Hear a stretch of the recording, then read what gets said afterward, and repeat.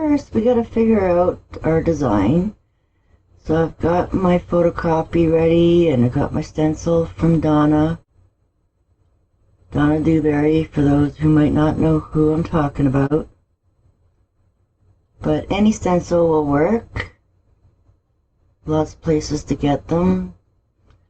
Walmart, Michael's.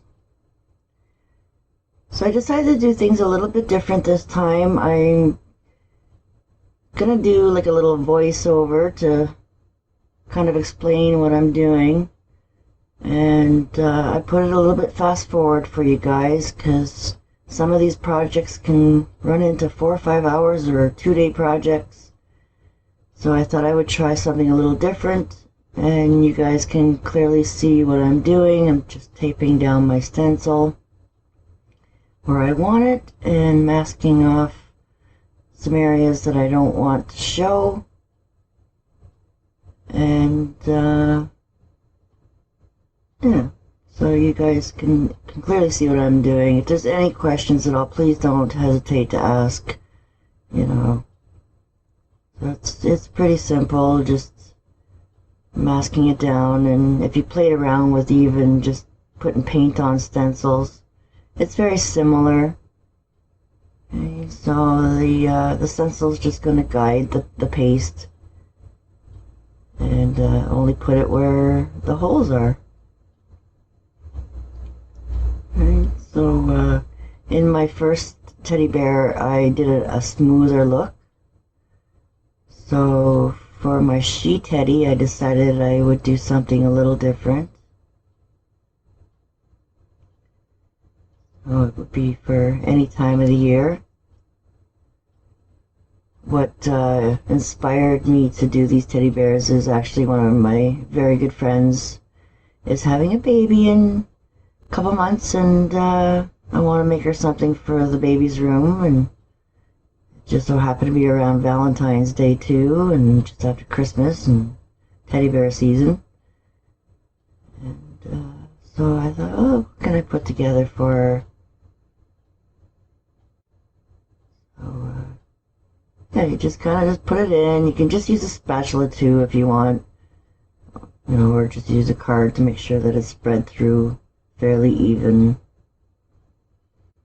So you can see that's, I'm just adding a little bit more, some areas there that don't have enough, spreading it around.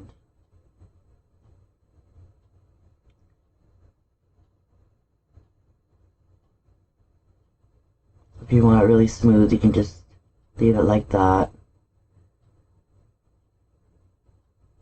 So I'm trying to make it thick so it's actually going to stick up outside the area of the stencil. I don't want it to be flush. I'm trying to leave it raised, because when you pull the stencil off, it's kind of cool because it will leave it a little higher than the thickness of the stencil. So all I'm doing is just kind of scraping the paste off of the plastic where it's not going to be seen, and try to really pull it up and give it like a stippled effect.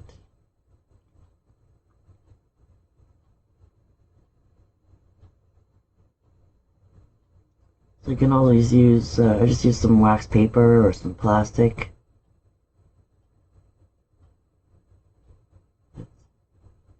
Kind of cool little raised area. Something a little different. So just hold your stencil down and your canvas down and pull all the tape off before you pull the stencil off. I ended up getting a little bit on there, but it's not a big deal. You can just wipe off anything you don't like. And like that, it's just so easy. Nothing falls under it. I'm so impressed how it stays. If you have your stencil taped down really good, on these hard canvas boards, it's definitely a lot easier to scrape across it. You see there's no cleanup at all. Just that one little area there that went outside the stencil. So I'm just playing around with it with my palette knife. There was a couple peaks that were just really kind of crazy high, so I just kind of knocked them down a little bit. Can't help myself but to play and see what I can get away with. And if it didn't work, just scrape it all off and start over. But I'm loving it. So here's a little, some tips and tricks on how to clean everything up. Because a lot of people might go to the sink and start rinsing it off in the sink. And as you can see, I pulled off a lot off the stencil that was still really good, and you can scrape it back in the jar. But yeah, don't rinse any kind of clay mud products down the sink if you don't have to. If you have some old plumbing, it might clog things up. So yeah, and I'm not gonna waste all this good stuff, so put that right back in my jar. I just use the cardboard to brace it on so that I can get it all off. Because if I scraped it off with a towel, then the excess would go in the holes and all over my towel, and I'd never be able to get it off. So that's why I picked up the cardboard to do that. So the best way to do it is just grab a spray bottle. And then just wipe it all off. I've got lots of old rags from my salon when I closed my salon and retired. For those that don't know me, I did have an injury on my left hand. So it kind of limits me on what I can do now, and I'm just grateful that I'm able to still take advantage of creating and making art and sharing all my crazy ways with you guys. Yeah, nice and clean. That was a brand new stencil. I didn't take the tape off. But I thought maybe that little extra tape will help hold things down. But so yeah, if anything's dry, just, you know, what's really good to use too if you have no nails is a bread tie or a milk tie. You know, those little square things you pull off and throw in the garbage. They're wonderful for scraping things off without damaging. And yeah, just wet down your towel. And then I try to keep the same towels for all my yucky cleaning work. And then when they get trashed, then I just throw them away. And just plain old water, H2O, folks. My old hairdressing water bottle. That thing has been thrown around, dropped. Alright. Hope you enjoy it. We'll see you in the next step. Tricks on how to use a ruler coming up. And I shouldn't have even penciled in that little bow there because I don't want the bow there. I figured it's a little girl, maybe we'll put it on top of her head, you know, in a different place. So I thought, what can I do here to show you a quick little trick how to manipulate my pattern if you want the bow in a different area. Okay, so you can just use your graphite paper and try to, you know, eye it out where you want it. Okay. And then I just retrace the bow on top of her head. It was a nice shape, still fit nicely, proportioned. And so yeah, I did draw in the little loop so the shading can go under there. In my original, the one side, I decided just to leave it face view so you didn't see the loop. You know, it's all up to you what you want to do. And kind of make it your own. So if you press really hard on this graphite paper, it is really hard to get it off. But the paint will cover it, no problem. So don't worry about it too much. I attempted to try a different eraser to see if I can get a little bit more off. Just because I want to draw in my flower and give her a little different look. Okay. So you can just play around with it. Right. So, yeah, we'll stick a little daisy in there, something simple.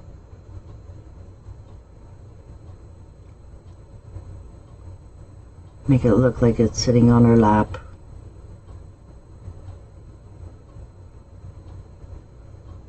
Alright, so here's where I show you with the ruler so you can fix your lines. Okay. And I tried to make it look like there was a bit of a, you know, we have that border around our walls, that little one, and then some bigger ones that look like the old, like barn board type wood floors. Okay, so we're going to paint this, so I'm trying to figure out what size brush do I want to use. So I'm going to use my 3/4. So I'm trying to make the areas a perfect match for my brush stroke. Okay. So if you are doing it on a bigger canvas, then you will have to go over that area a couple times with your brush, but since this is a smaller canvas and it fits perfectly to the brush size, I'm going to use my brush as a guide. You can measure them out so they're all perfect, but when things get closer to you, they get bigger. So technically, you could go slightly bigger as it goes to that corner.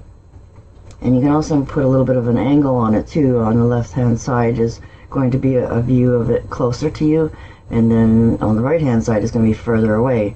So you could, I'll show you how I did tweak this painting a little bit throughout the process.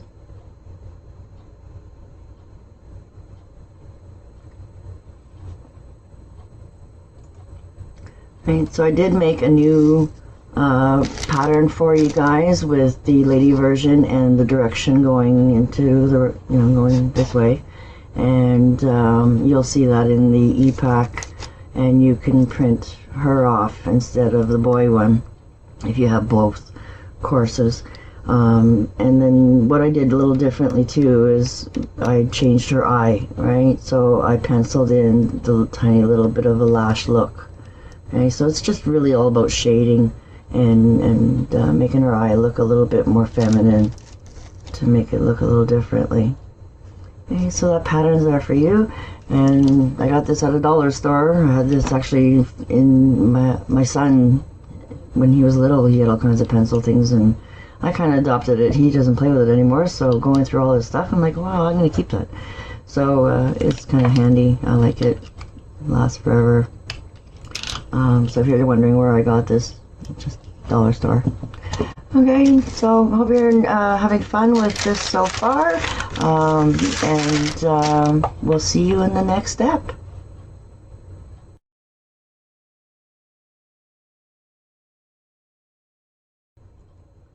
Okay, so these are the colors that I used for my background. If you don't have greenscape, you could always just use the regular gray. And if you don't have gray, then you can always just mix black and white together. Okay, and we're going to do some glazing effects as well, so that is going to change the color again. Okay. So I did have a little oops here, sorry folks, I forgot to press record. So I just started at the top and realized I'm not recording. So you get the idea. I'm flip-flopping around, and I'm adding some white in there because I don't want it really dark. I want to be able to put some layers of watercolor effects on top of it, and they're going to help make the this painting really pop with an aging kind of effect to make the walls look like they're old. Okay, if you remember the old plaster walls, they've been painted on so many times, and the way the light hits it, you see all like those little crevices and cracks and stuff like that. So this is the effect that I'm going for this design. So I'm starting off doing some shading and background all at the same time. Okay, I've double loaded my brush, so then that way I can take advantage of the little bit darker look just around the outside of my bear, and then keeping it lighter and mottled looking around the outside. Okay, so try to come up with ways to do things quicker and not layering shades and shades and shades on top of each other as much as possible. When you can double load your brush, it really makes things a lot quicker. So you can get all of those highlights and shades going on all at the same time. Okay, so just a flip-floppy motion, because we're going to spritz this down with water, and it's going to start moving and softening and changing and doing its own thing as well.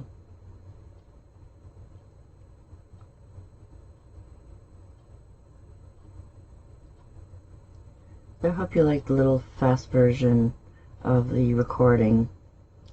Some of this is very time consuming, but I do want to show you the complete process, and this way you get to see it all.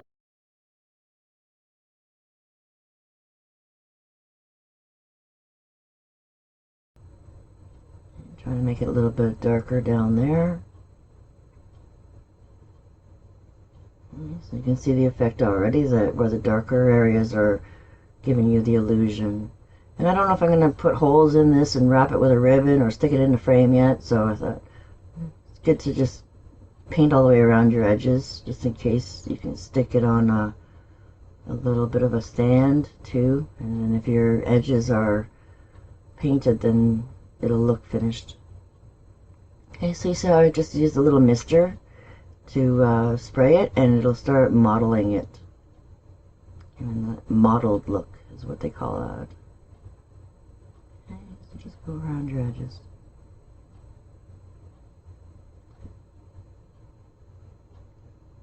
I like moving my canvas around too, so then that way those drips start moving and changing. So try not to push too hard on your brush. You can see if I push too hard, I'm causing white spots, so I'm trying to do it really, really flat and gentle.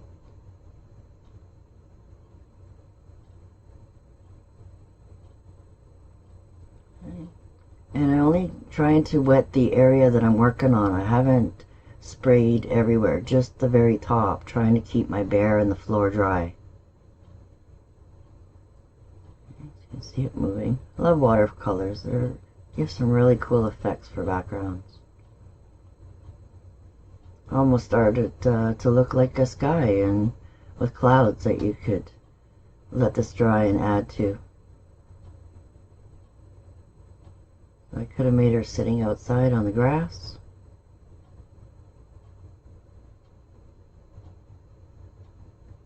And because I'm doing two designs together for a gift, I wanted to use complementary colors, and because she's a girl and I'm using more feminine colors, I thought it wouldn't be a nice contrast to put the blue in the background, where I did the opposite with the boy teddy.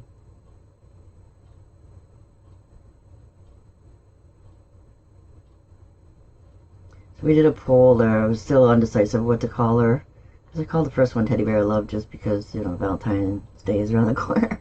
But it's funny, I did a little poll on social media, and we got Doris and we got Blossom. We got a couple different names for her, so you give her your name and let me know in the comments what you called your little she teddy. I'd love to hear and see your work too, so when you're done, hopefully you're going to, you can send it to me private if you're a little bit bashful, but I would love if you shared it on my group.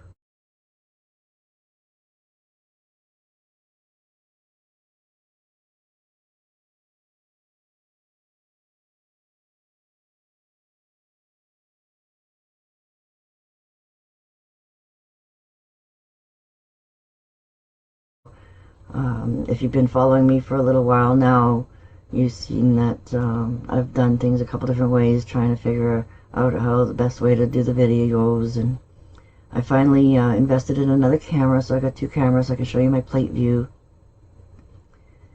And so it's been quite the process of trying to learn how to do all these videoing.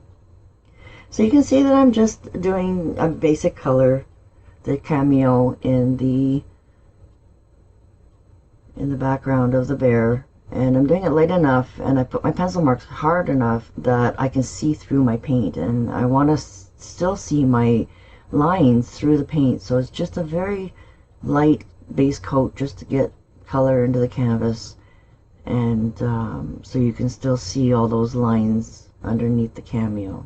Okay, so try not to go too heavy.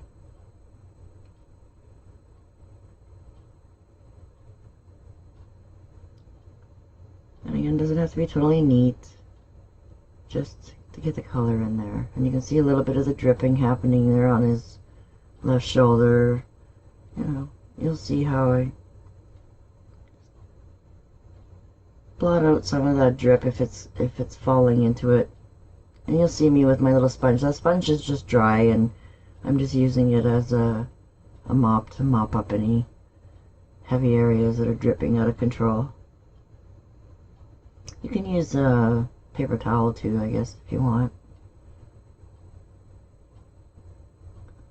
So I'm starting just to put my base coat, basic gray, nothing fancy here going on with shading, just getting the color in.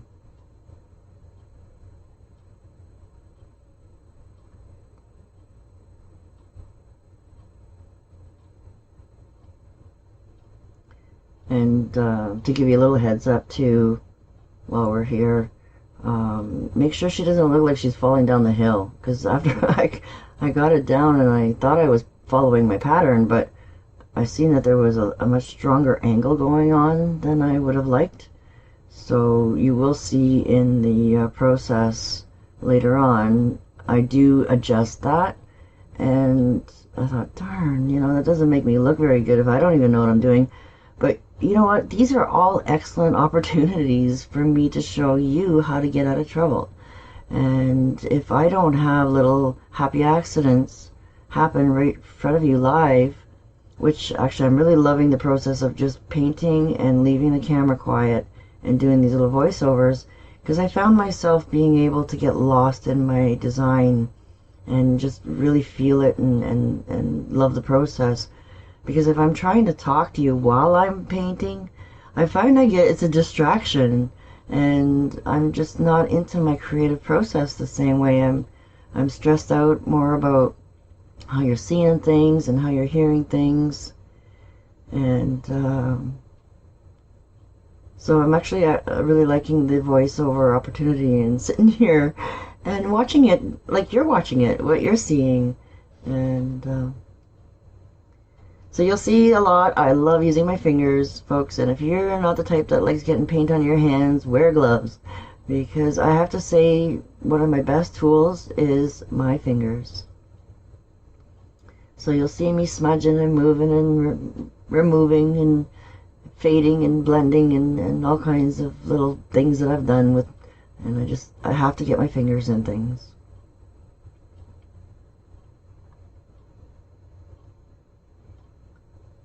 Okay, so that's your base coat pretty much done, and you could, you know, keep working and get your floor done.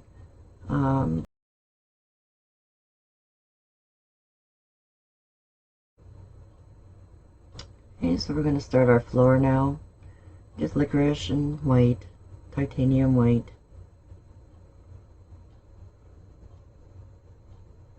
For canvases, if you just have the regular acrylic, that's fine, or if you have a different brand. A lot of them are pretty basic.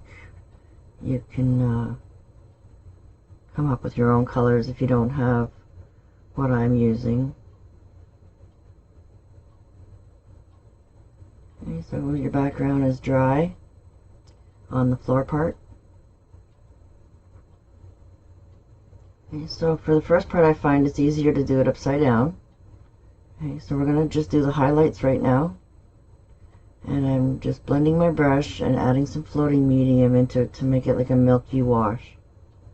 Okay, so I want the white to be a little bit strong in color, but the 3/4 of my brush is going to be pretty watery, so I can just fade that off. And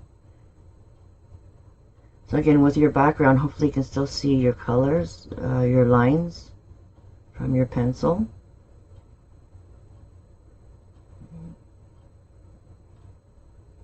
Just keep going over it till it looks a little bit faded. And you can see it's a little bit dry there. I just needed maybe a bit more paint. And if you feel like you got a lot of paint on your brush, then maybe you just need a little bit more medium to help you slide that brush across. So you can see the longer the line is, you need a little bit more product to help move it. Okay. And if you feel like you've got it too white, you can just pick up a little bit of floating medium on your white corner, and when you go back over it, it'll dilute it and make it a little more transparent.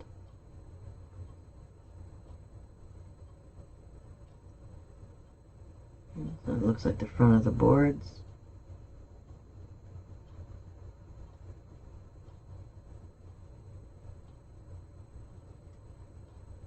I show lots of tips and tricks on the one-stroke technique in my courses that will help you with any landscape or design.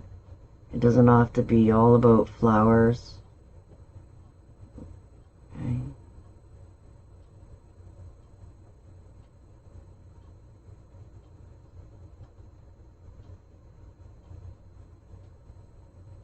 You can multi-load your brush with 1 color, 2 colors, 3 colors, 4 colors.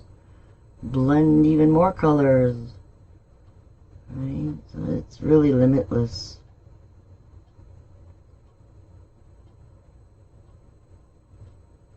So just put some floating medium in there to really help blend it out.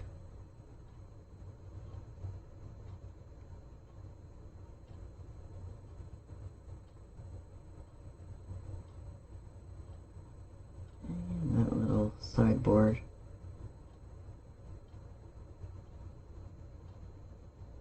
See, a little bit dry, a little bit more paint.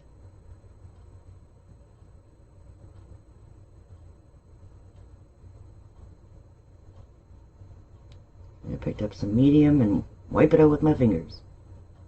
Do it again. Okay, so if you do it quick while it's still wet, you'll be able to erase it and move it and manipulate it, just adding a little bit more floating medium. Okay, and then I fixed it. Okay, so it's good to see me, play around and struggle and fix things for you, so you can see. I don't know where that came from, by the way. And it was starting to dry, so I had to really scrub hard. Like, oh golly. Sometimes my sweater gets in the palette. Not on my hands. I don't know where it came from. I really don't. But it all came out. Right? It hasn't had time to cure, so even though it was dry, I had to scrub hard. I might have pulled a little bit of that light blue off, but actually it's not too bad. We're good. We're good to go. And if it did, well, I would just plop on some more paint, let it dry. Okay? Nothing's ever a big issue. Laugh at it and move on. Okay, so my 3/4 brush, rinsed it, cleaned it. Now I'm going to do the same effect again, but with the black. And we're going to do the back side of the boards.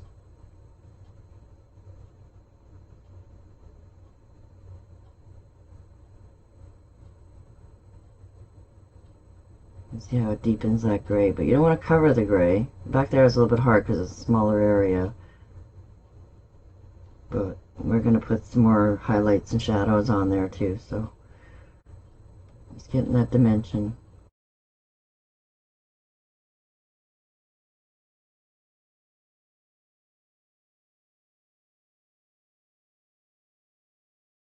Sometimes it's better just to do this part in broken down. Okay, so you probably could have multi-loaded your brush and just do a bunch of stripes, but this, like I said, is just getting a little bit more nitpicky and actually quicker. This is what I'm all about too. Yeah, sure, I can push myself and do those stripes with, multi-loading my brush 100 with all of them, but I just found it's a lot quicker, just to, and it's more precise. And although I don't want the boards to look exactly straight either, it's good to have some wobbles in there because they're old boards, right? So what wood happens to wood after a while. Okay, so we're going to do more shading all around the bear, so don't worry about that right now. I just kind of blended that out a little bit. Okay. So I'm just more worried about the boards right now.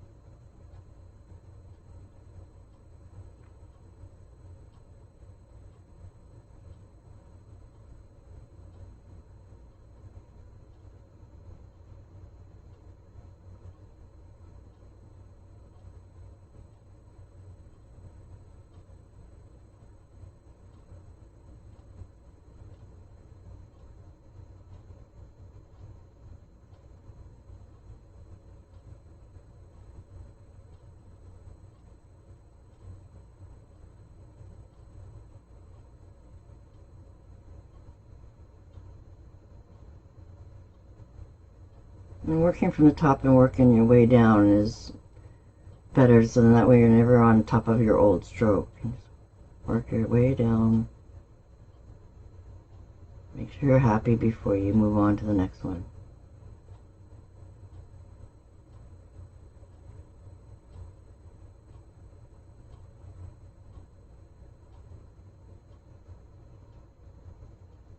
And I'm just kind of dry brushing, kind of just to get a little bit of dirty marks here and there in the wood, and a little bit underneath him, softly there. Her. We're doing her.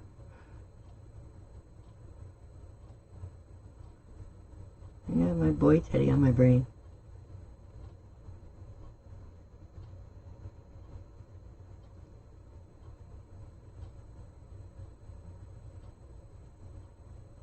Just like a blending now. I put a bunch of floating medium on my brush, so it made it really, really washy. Okay. So you see how it's a little bit wobbly there in that last stroke? That's perfect. That's what you want, is just a tiny little wobble here and there. Okay. Just deepening it a little bit more. And always add more.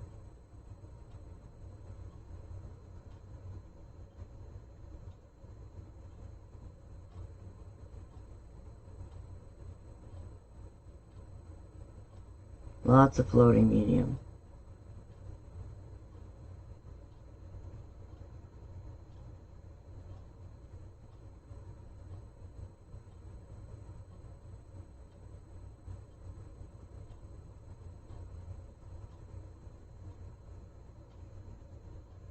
I think I'm just mostly playing. I'm trying to be fussy here now.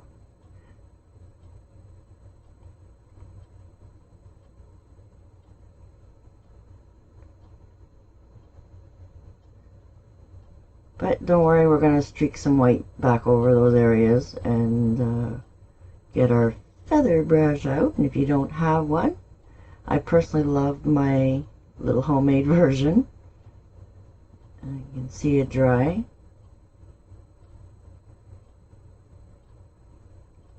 Chopped at it.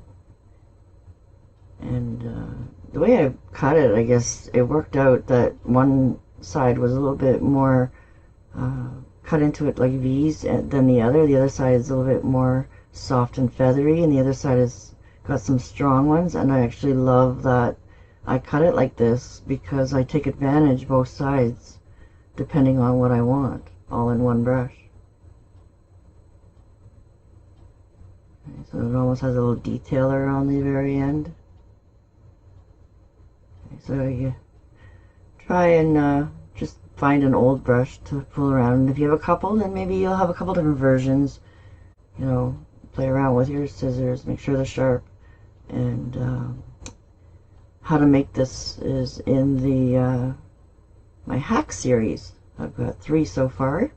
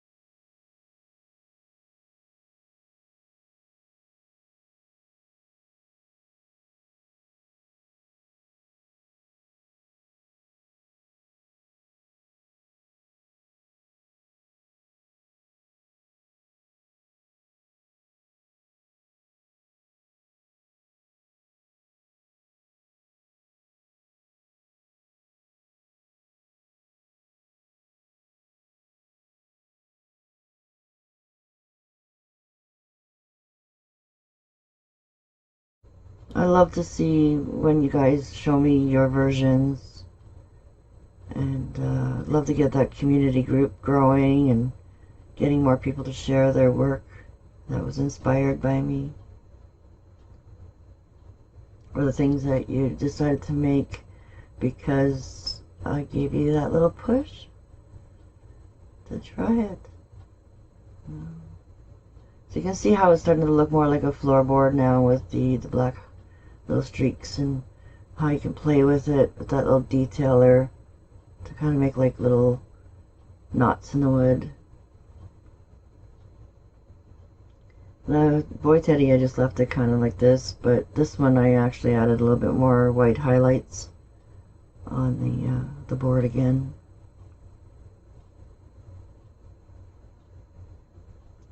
So I didn't even clean my brush. I just wiped out most of the paint and just picked up a little bit of white, because I don't want it to be too white, so dirty white is fine. And we're going to dirty it some more anyway, so you see how I just used my feather brush to kind of sideways to pop in some streaky areas.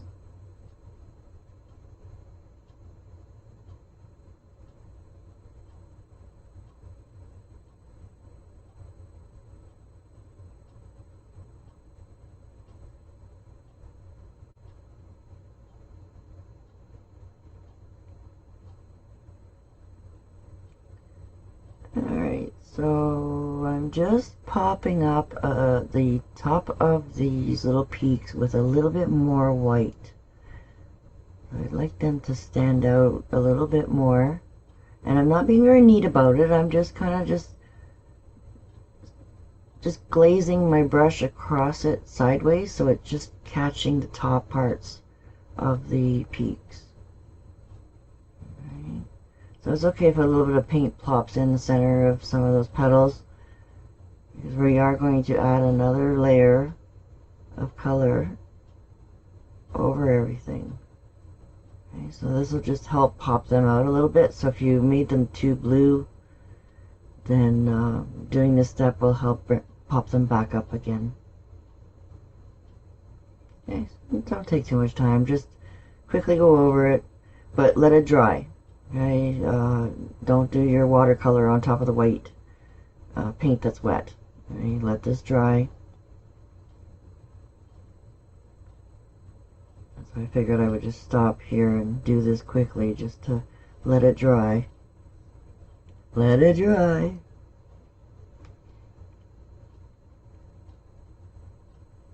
And then now that it's dry, I can add some Parisian blue. Whatever favorite darkest blue that you can get in the folk arts. And it's just a wonderful color. I blend it with all kinds of different colors too to create new blends. Hey, our handy dandy little spritzer. They're great. They just run out of water quickly. You have to keep filling them up. And now I know why there's 3 in a package, because you can fill 3 of them up and you got backup. But if you don't have one of these little tiny spritzers, just turn the nozzle on your spray bottle right over so it's not squirting it and it's just doing it like a fine spray, and just hit it really lightly so that you're not squirting everything everywhere. Okay, so I've pre-wet my canvas, and now I'm just going to plop in a little bit of blue here and there, and just glaze it right over all that white area that you did. And you'll see when the color drops into the deepest crevices, it'll still have a little bit of a brighter light area on top. Okay, so just kind of, it starts to bubble sometimes. I try to get those bubbles out of there. But you don't have to worry too much. You're just kind of putting it in here and there.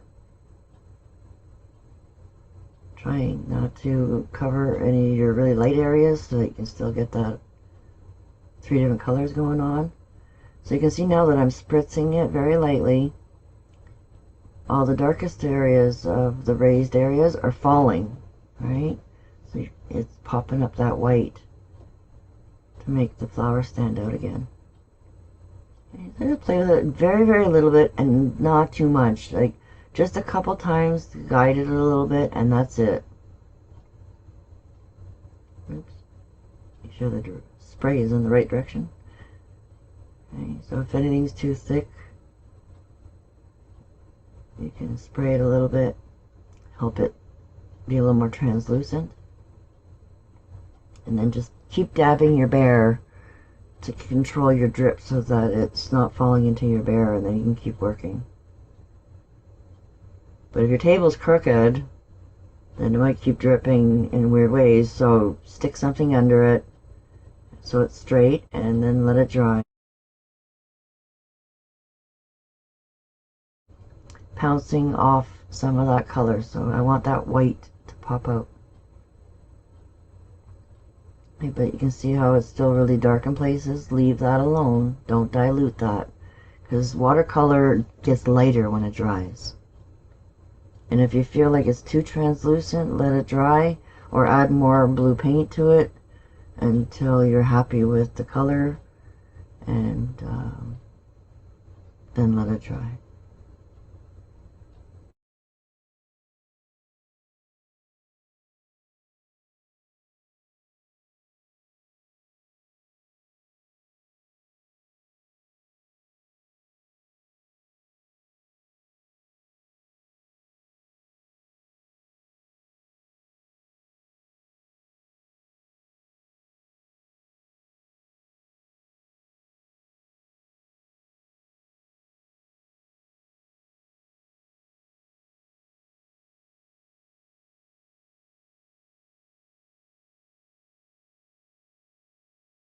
So you see all those lines on the teddy bear still, right? So now we're going to follow all those lines and get some shading in there, because once we start painting on it, you won't be able to see them anymore. So this is my take on to get my shape right. Okay, is I'm going to go all the way around the teddy bear.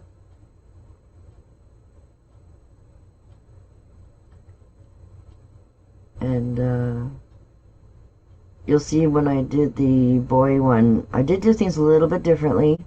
I took my time and placed that one a little bit differently, and you'll see this one I'm getting to the point a lot quicker.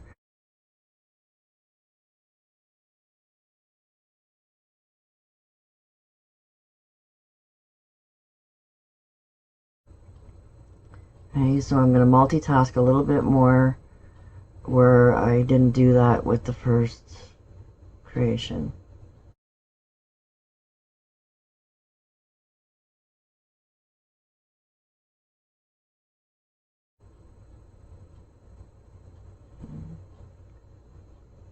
So I'm just going all the way around and shading the main areas.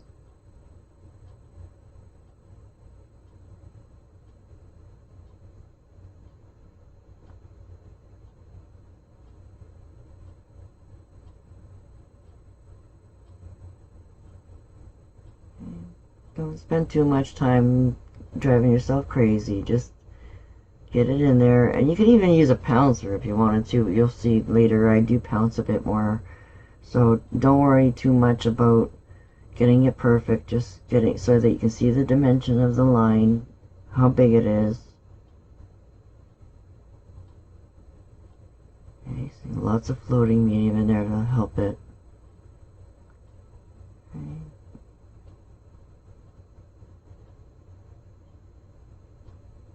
And hopefully you watch the complete video first, the first time before you get the paint out, and then that way you'll have some heads up of some things that I did that you could probably save time and do it sooner.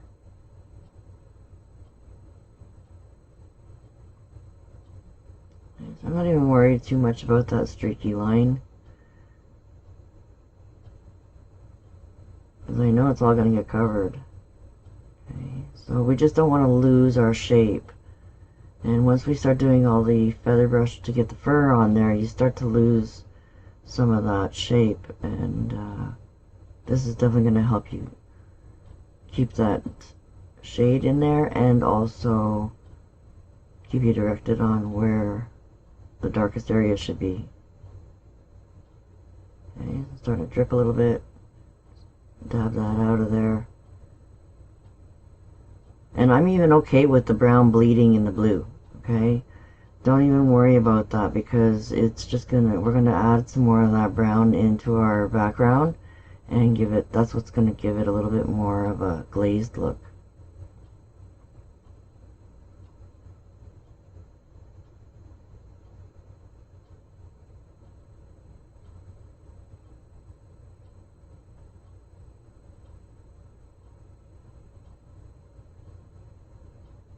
Where is my brush going? Oh yeah.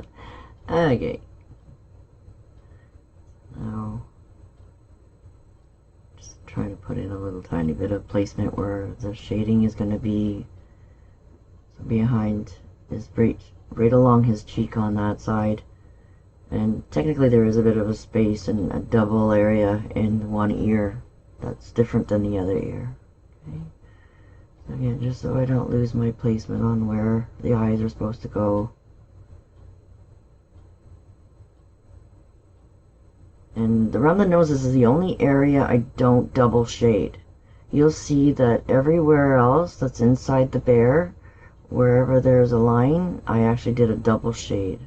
Right? Lots of floating medium on that one. Okay, so just all underneath.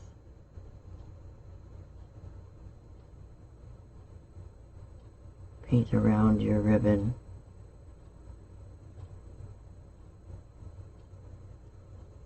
A little bit under the nose and mouth, both sides of the little line that you're going to put in there later.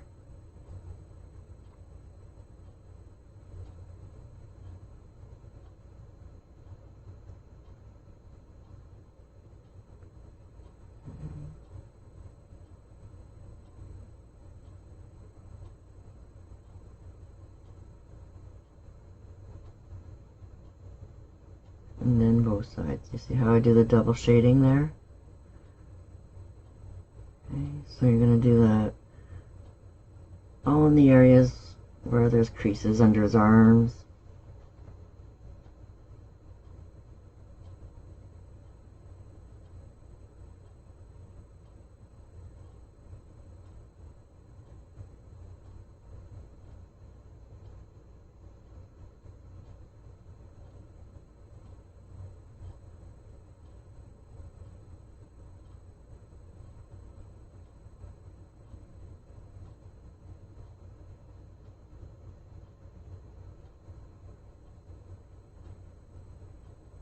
Just getting fussy now.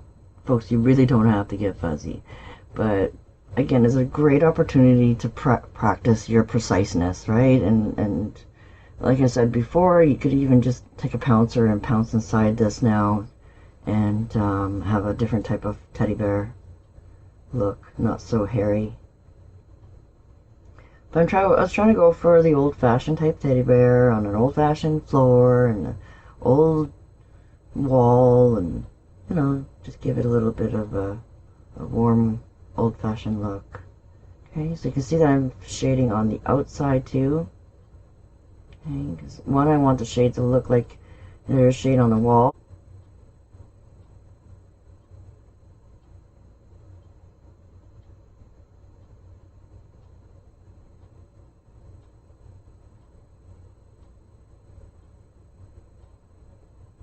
As you can see it bleeding a little bit in there. That's perfect.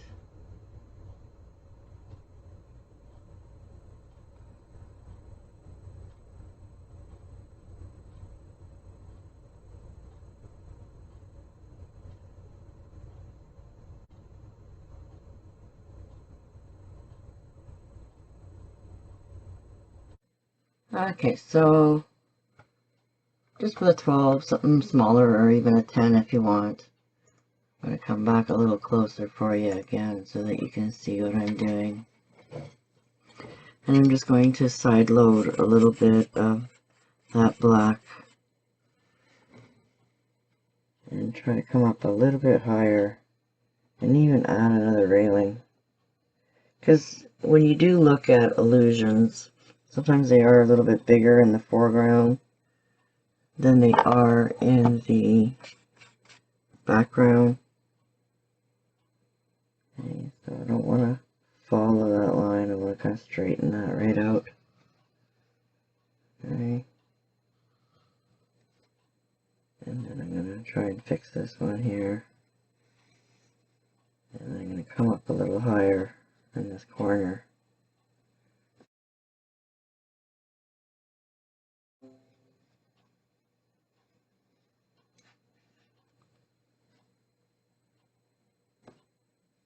Okay, so that'll help straighten her out a little bit so that it doesn't look like. And then over here too, just bring that out a little bit higher. Fade that in there. Okay, so that looks like it's a little straighter now.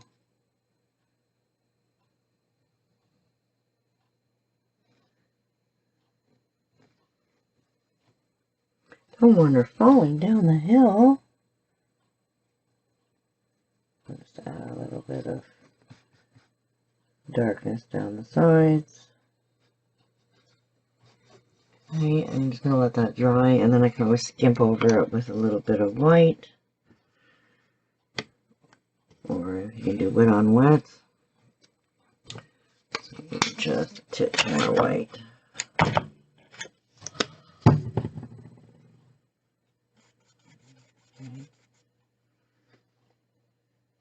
And then just try to add those highlights back in there.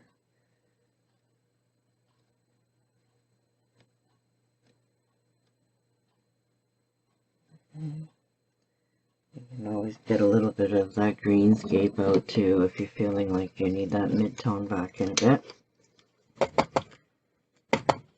Just a smidgen. It's very wet too, so. Okay, so we'll just add that in there just a little bit and then let it dry. And then we can always go in and pop in a few more black highlights. And if you don't feel like you're comfortable trying to tweak it all at once.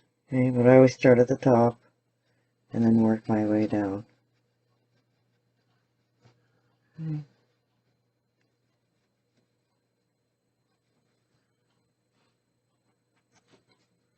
And then when that dries too, we can add just a touch more brown while we have some brown in our brush later on.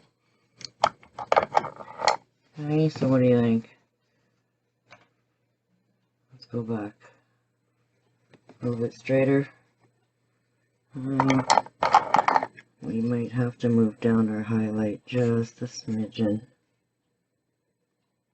Oops. Our highlights are upside down.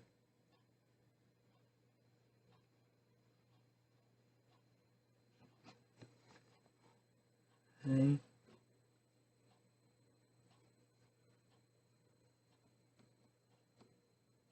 Bring that down just a little bit straighter. That's the wonderful thing about acrylics too, it dries so fast. If you were doing oils, then not so forgiving in a way to change things up. Okay. And always whiten up this area here a little bit too, just so that it matches. Okay.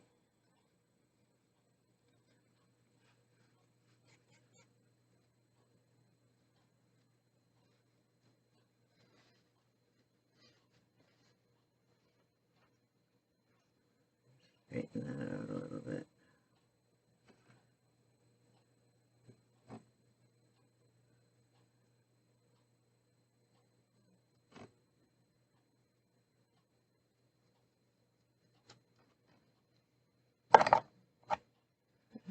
Need a little bit more floating medium to make this a bit more washy. Especially if you want to get in those bumps a little bit. So some of those things are happy accidents. Because maybe you like things a little better after you've tweaked it a bit. Okay. So I definitely want to go in there with my homemade feather brush again and add to okay, so while that's drying, and you can see that in here is still a little bit wet in the deepest areas of the crevices, and but enough that I was able to stand up and take a picture at this point for you. before I fixed it, so you're going to see it crooked and you're going to see it straight. Okay, so like I said, if it happens to you, it's a good thing. But it happens to me because then this way I'm able to show you. So we'll pick up a little bit of black and we'll start putting some black in the eyes. And start getting this little she bear some. So what I like to do a little tiny bit different is make the top a little bit wider and then come down. Make your eyes just a little bit different than the boy version. This is like jelly bean kind of round egg shape. But for her, I just want to make them a little bit different. So we're just going to add a little bit more white width to the top. And remember, your eye over here is further away, so you want to make that just slightly smaller. Okay. And you want it to be just above the nose. Okay.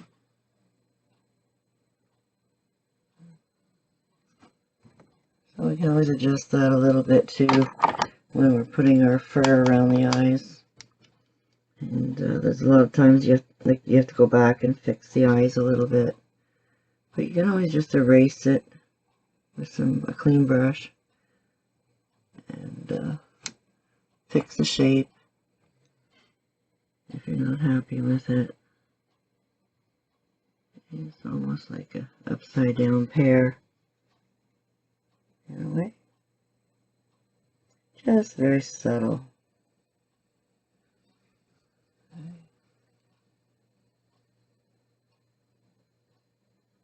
A little tiny bit bigger on that side. And then the nose is like a little bit of a triangle too. But I didn't get too particular with my drawing of the pattern for this reason, because by the time you get to this point, you're not even going to see it anymore. So you just kind of gotta feel it and see what you like. Okay, a little bit bigger nose. Again. Okay, so a little bit of a teardrop shape. And then end your teardrop into the little crease, and then just tap, tap, tap, tap, tap, tap down the center. Okay, and then you can start doing a tap, tap, tap, tap, tap, tap, tap. If you don't feel comfortable with this, you can use a little detailer brush, but you want it to be like fuzzy looking, right? So this is why I thought, just tap her in, because we're going to work around this a little bit too still. Nice and happy face. And this is a little 6 brush, right? So it's pretty easy for this size canvas. Okay, so it's quite happy there. Happy girl.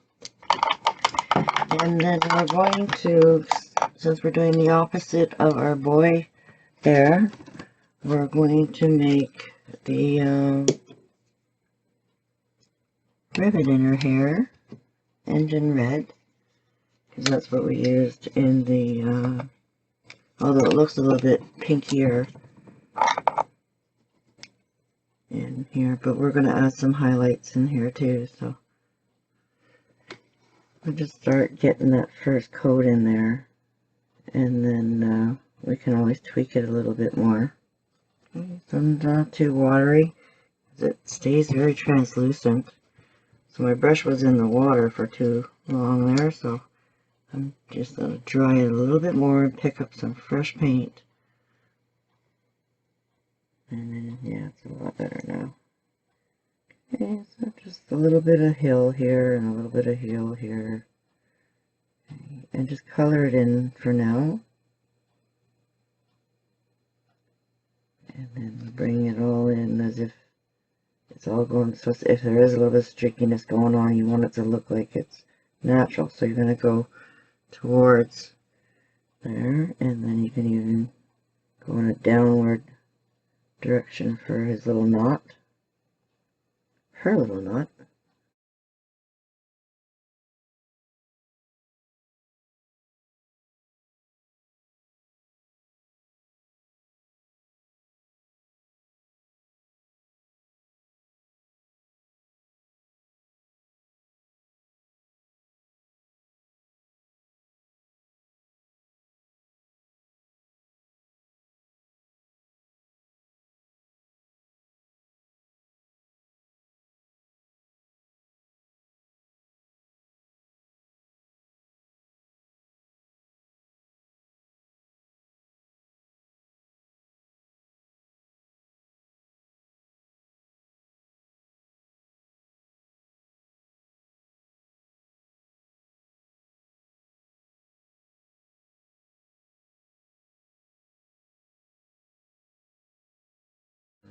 We'll come back and add another coat to it and add some highlights and shading to it.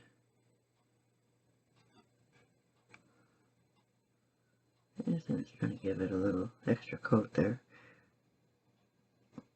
Starting to dry, you can always go back over it very lightly. But just keep your brush very flat so you're not squeegeeing off the color that you just put on there. Very light strokes there. Okay, yeah. Get you up closer there.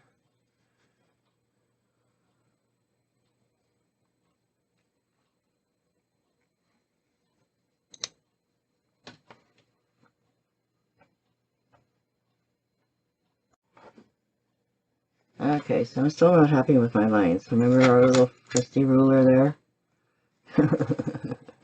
Something's not right over here. So we've got it, we're okay over here. We're okay over here. It's just this line is not right. Okay, so it shouldn't be there. So we need to raise this one up just a tiny bit more. Okay, so I'm going to take my white, keep me focused, upside down, use my ruler. Okay, so you can see that that has to be dark under there now. And then I'm also going to darken out this area here a little bit more. Okay, so it'll make more sense.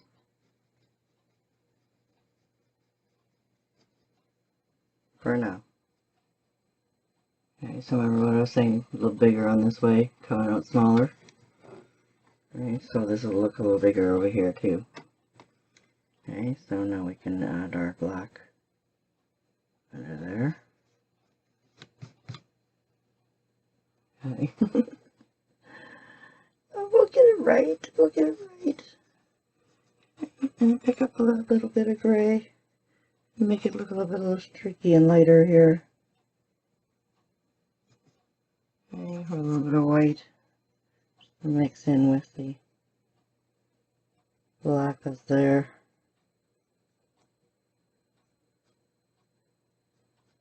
Feather that out a little bit. Add a little bit more gray into that one. Anything you don't like. Right. Oh, I put my head in the way. Okay, so it's really important that we get this fixed here before we start doing our bare hair. Okay.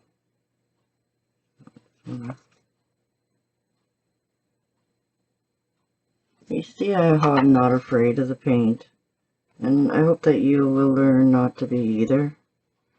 You know, because you can always wipe something out that you don't like. Keep playing with it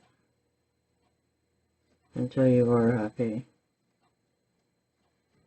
Okay, so it's a little bit straighter now. Or crooked but straight. Okay. Just fix that.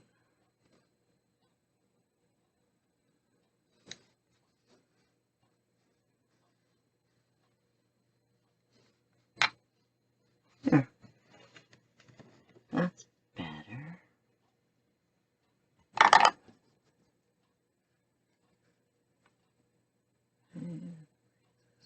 Just a tiny bit there.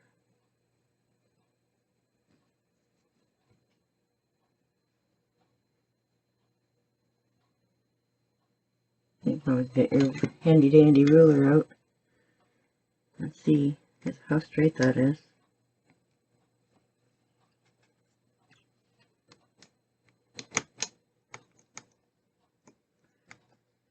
And use your ruler as a line. Okay.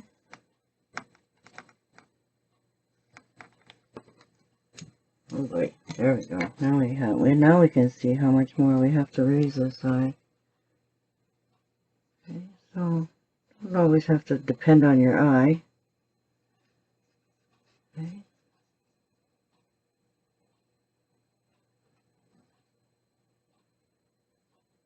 And remember how we started this was with a ruler, so why not, right?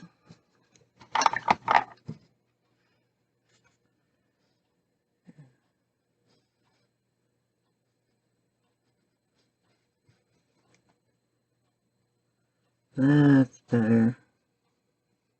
Okay, let's wash some white in here.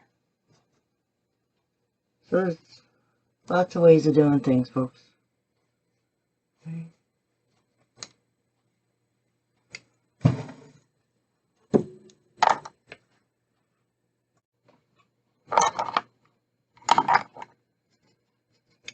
Alrighty, so our floor is dry.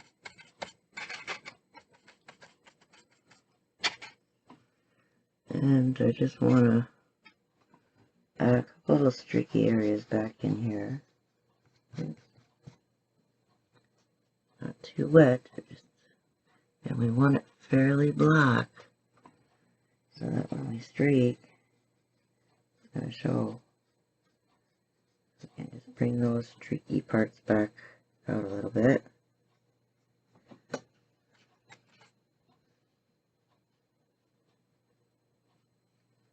Very lightly. Turn your brush every once in a while like we did before.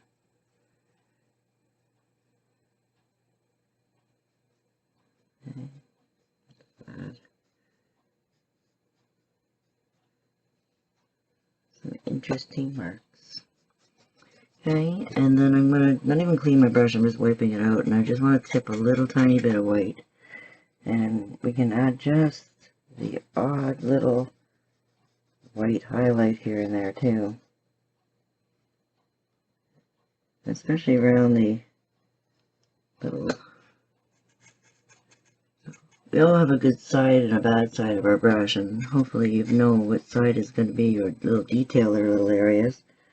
Right, so you can just take that one little side of the brush and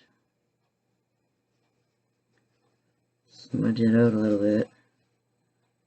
Okay, just dry brush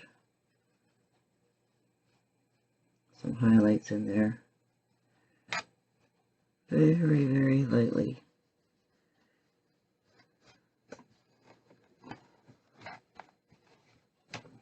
And just a skimp.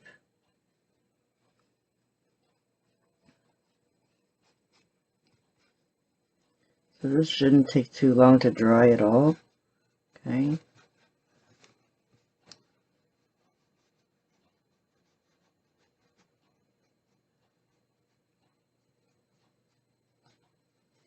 Just hit it kind of really lightly. There's hardly anything left on my brush now. Okay, so now we can go back with our 12 and pick up some more brown and just very lightly put a wash. Add some more floating medium. I only put tiny bits of that at a time. Okay. And just kind of wash that in there.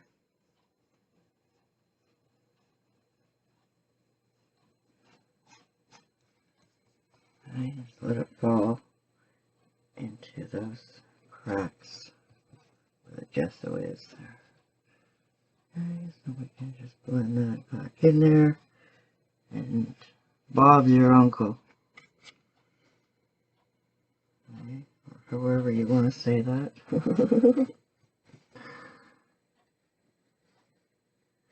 So I'm hoping you guys are having fun with these little cute little teddy and don't let things frustrate you. Okay, so I'm going to come up here and just add some shadow under here. I love using my fingers, or you can just use another clean brush if you don't want to get your fingers in there. I'm going to call these series now Trash the Nail series. What do you think? Should I do that?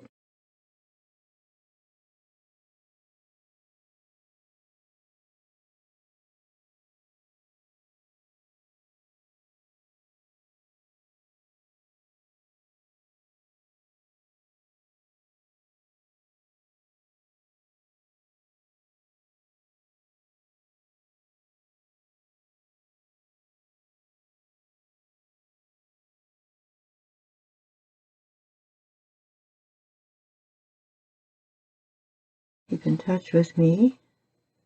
Let me know how you're liking the projects.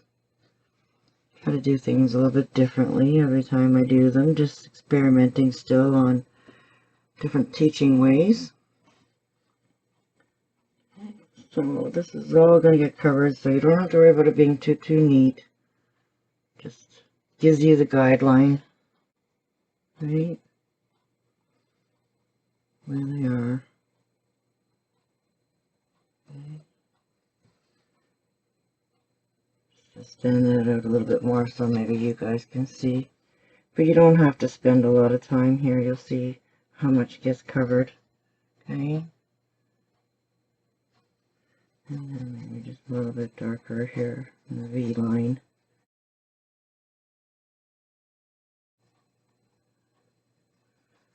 Okay. I'll just leave that a little bit muddy in there, a little dark depth. We're going to add some more depth and darkness still in there too. Okay, so at least we finished up those little areas. And that's going to look a little darker underneath her ribbon anyways.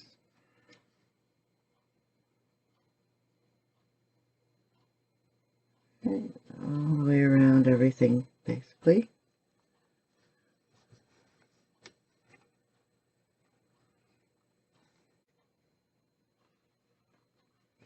Oh yeah, well, we still have our brown. Let's give this a little bit of a wash.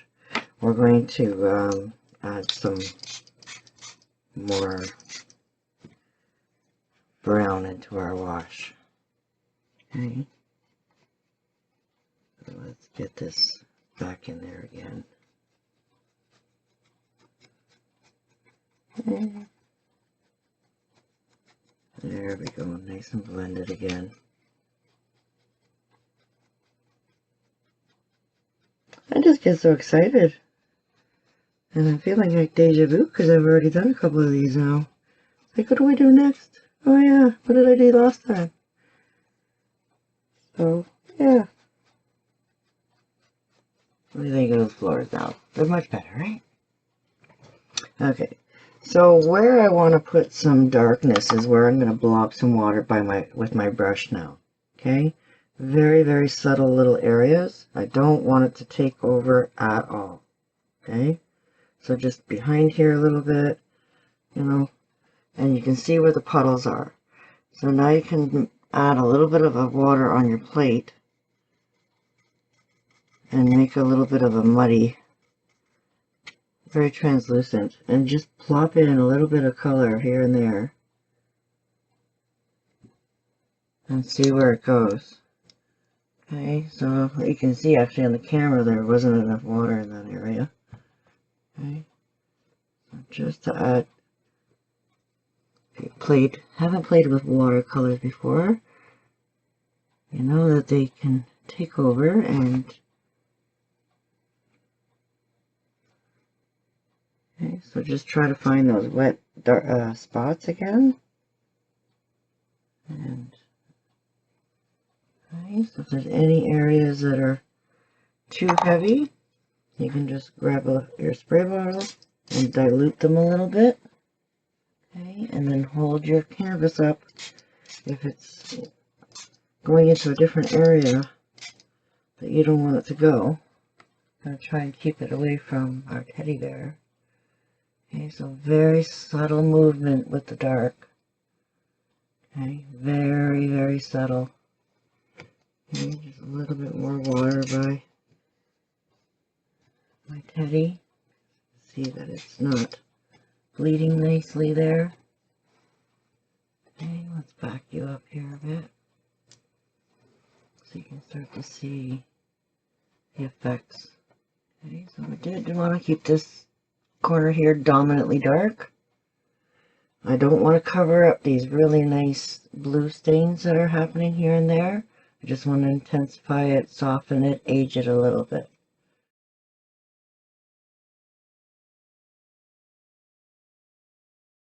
So now it's really important to make sure that your water isn't going into your teddy at any darkness. Okay, if you have a crooked table, you know, stick something underneath it to make it keep it straight. Okay, so if you just don't happen to have a crooked table, it's going to keep running. So you want to try and let this dry now, and you want to be able to work on it while it's drying. So hopefully it's sitting really nice and flat for you and behaving. And we're going to start going into our teddy bear here a little bit. So this is why I keep using this, and it's dry. And I just keep sopping that water out of there, so then that way I can still work in some areas.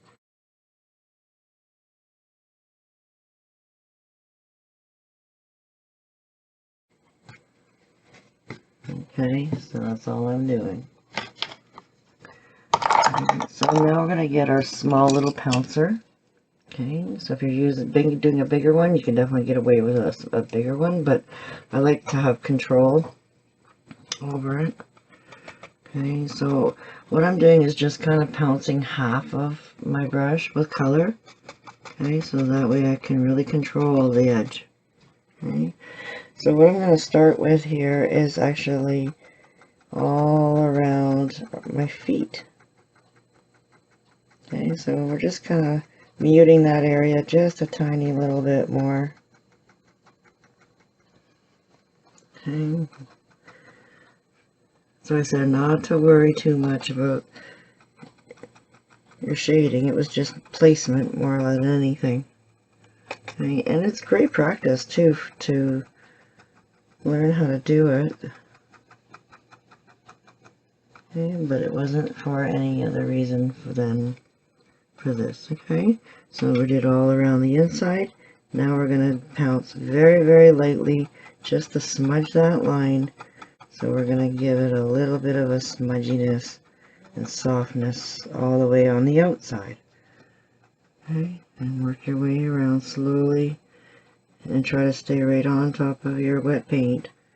And you're just, so that you don't have a hard line is your reasoning behind here, because you see there's a hard line there.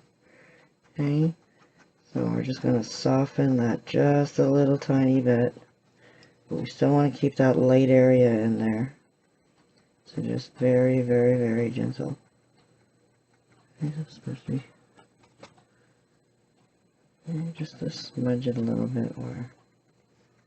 Okay, we're going to go over that again with our feather brush. Okay, and again around his nose. Okay, not too much. Okay. See now my brush is taken over everywhere. So just clean it off. And then you can just tap a little bit more shadow. And it's very, very subtle, because you still want to keep some cheek area here. Okay, and just so if you didn't get a nice shadow going on. And then also, because we made our eye a little bit wider, so if you're missing any shadow around the eye, you just want to pop a little bit of that brown just on the outside. Okay, and mostly it's on one side more than the other. Okay, so this side is your bigger side, that's the shadow side, and then here's just very subtle. Very subtle. Okay, and again on both sides of this line. And just very, just putting a little shadow fuzziness. Okay.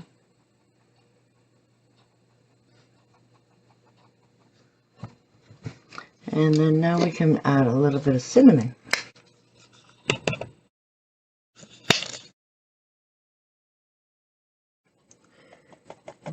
So just a little bit of warmth now into our brown. Not into the middle, just around the outside. Okay, so just here and there. Add another little bit to your gradient. Okay, again, try to just use the very corner to pick up your color. Okay.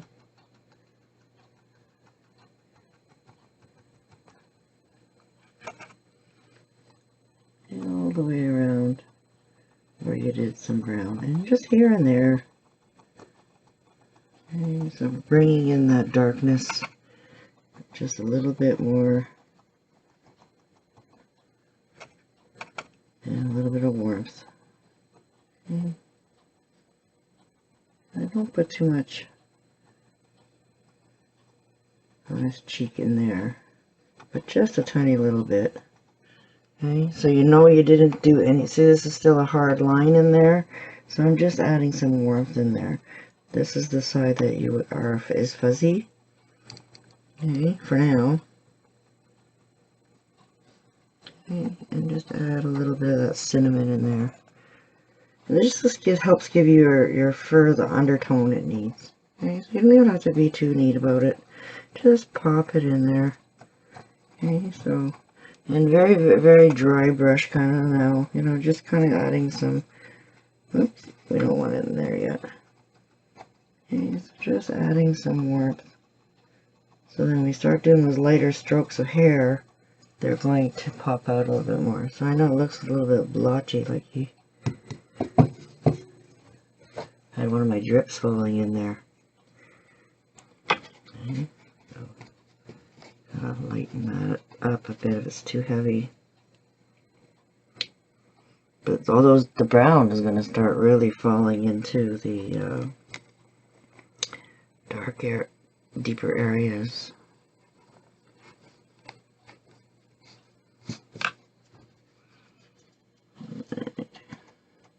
And as long as we keep this area dry, you can keep working.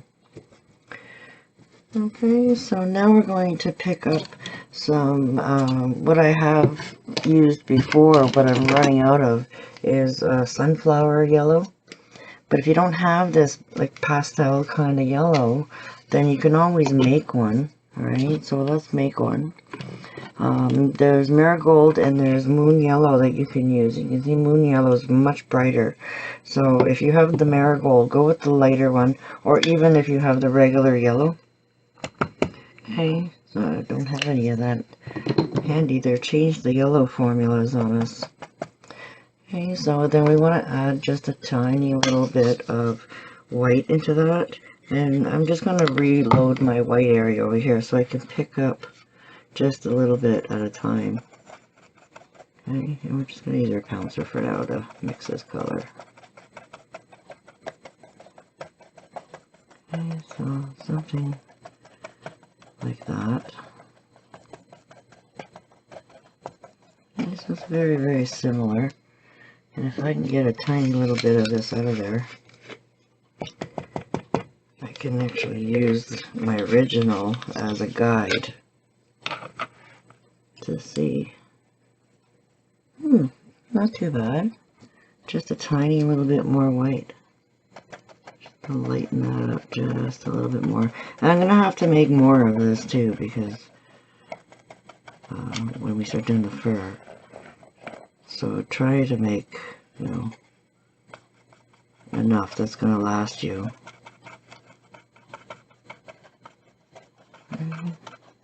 But it's good practice. You can see when I put that into each other, they're very close.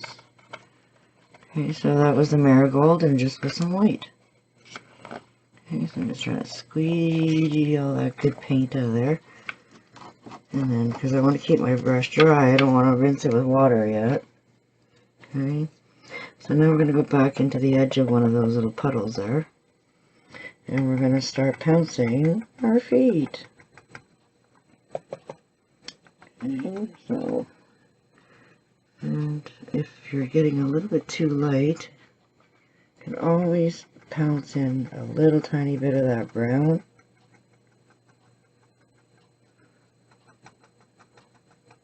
Okay, so just in the middle. And you can play a little bit with your, just that little darker tones in there. If it's getting too light. Okay.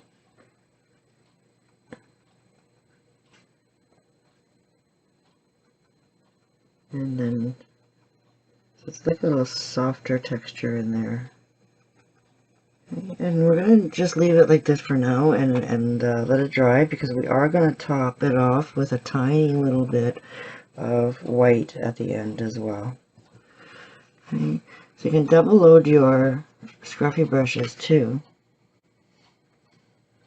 Okay, see how I have two colors on my brush? Okay. A little bit harder to do with a tinier one. But to blend all around this line here, if you have your two colors, and you just go over it very lightly, it'll help smush them back together. Okay, just to fix that. Okay, because you can see it's a bit of a hard line. Right, so just go over it again, but you double loaded your scruffy this time. And then just keep spinning your brush all the way around, so you're keeping your dark all the way around the outside. Okay, so I'm going to leave the white highlights for after. So we're going to do the same thing with his nose now. Okay, so just kind of plop in some little bit of those freckles. Okay, no more freckles than anything. Okay. And then a little tiny bit of that cinnamon just to warm things up again. And then our very light, you know, just here and there to miss places, like don't cover it all. Okay, you're just using the very, very, very corner of that. Okay, and it's going to be highlighted over here. And a little darker. So we can go back into our double pouncy area there. And then if you tip your brush just on its side, you can just tap those for a few little hairs on there, just to tap. Lost my freckles, but again we're going to add a little bit more white onto this as well. Okay, so as long as you're getting some nice two-tone subtle freckles, when this dries, even your fingers help a little bit too to soften things. We're going to put another dimension on it. Okay, and then just trying to keep those little dark areas here in the center.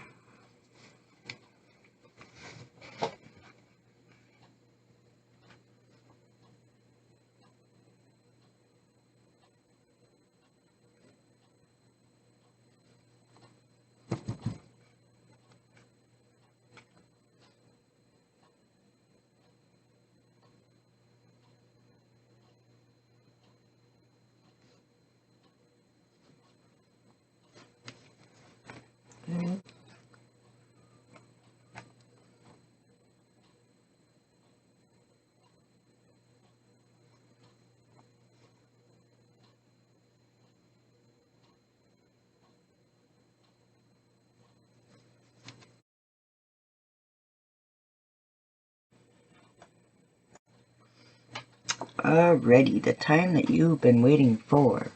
Now, remember I said to make enough color? So, we didn't make enough color. But also, what I also did too was I had a little bit of a version that I also added a little bit more cameo back in there too. Okay, so softens things a little bit too when you have some cameo in there, and we'll just touch up our dark brown, or real brown I should say. So if you have burnt umber, you want to put a tiny little bit of gray into it. It might take some of the warmth away, but definitely the real brown is, you know, you want that chocolate feeling, and the burnt umber is definitely a lot more warmer of a color. Okay, so we've got a little mixing brush, and let's just use the back of something here. Okay, so we want to put some white into that, lighten that up. Guess we'll need some more white too, eh? Fresh white, and we'll put a drop right in there because we need it. Okay.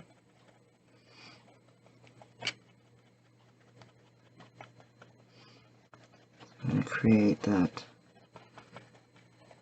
This time I grabbed the moon yellow, so it's a lot brighter. So when I pick up some of this, it'll dull it right back down again.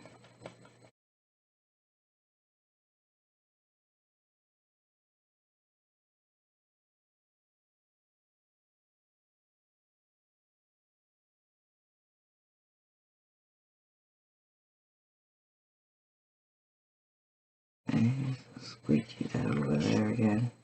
Twirl your brush so you can try and manipulate your puddle to get it back over there. And it'll stay damp for you longer. And I definitely want to add some more of that cameo in there to soften things down a little bit. Definitely too yellowy. Okay, so depending on what you have, right, we're going to pick up a lot more white. I do want to start introducing a little bit lighter color. I would, even if you had the sunflower, you know, I would add slowly a little bit more white to it, and I would still add a little bit of that cameo into it, just to okay. And another little trick too to get that paint behaving is using a spatula. Okay, so we can squeegee that paint back down. Okay, and we can even use that to mix if you like. Okay, and then we can really squeegee everything over. Okay, that's looking good. We don't want it too light at first. Okay, we're going to add a little bit more white to it as we go. Okay, we just stick our spatula and the water in there for now. And we're going to pick up our favorite new little brush. Okay, if you have a feather brush from Donna, you know, definitely you can use it. Okay, so whatever you're more comfortable with. Definitely better than a rake brush. Okay, so if that's all you have, then you're just going to have to be really careful with only using half a brush. Okay, so it just depends on what you have. Picking up yellow here. Okay, so I'll show you with Donna's brush, and definitely want to add some water. So what we're doing is we're double loading our brush. Okay, and we're going to add just a touch of water to that. Milk that down. Okay, add a little bit more cinnamon in our mixture. Okay, get a good little area going. and double loader fan brush. Okay. So you can see when it's double loaded, it's very wispy and soft. So that's the difference between my brush that I'm loving and this one. It's just because I have some really strong areas. Now, if your feather brush is old and beat up, well, you want to cut it and use some, you know, like my little trick, you can definitely trim some little V's in there and get those little jaggedy little corners for you going.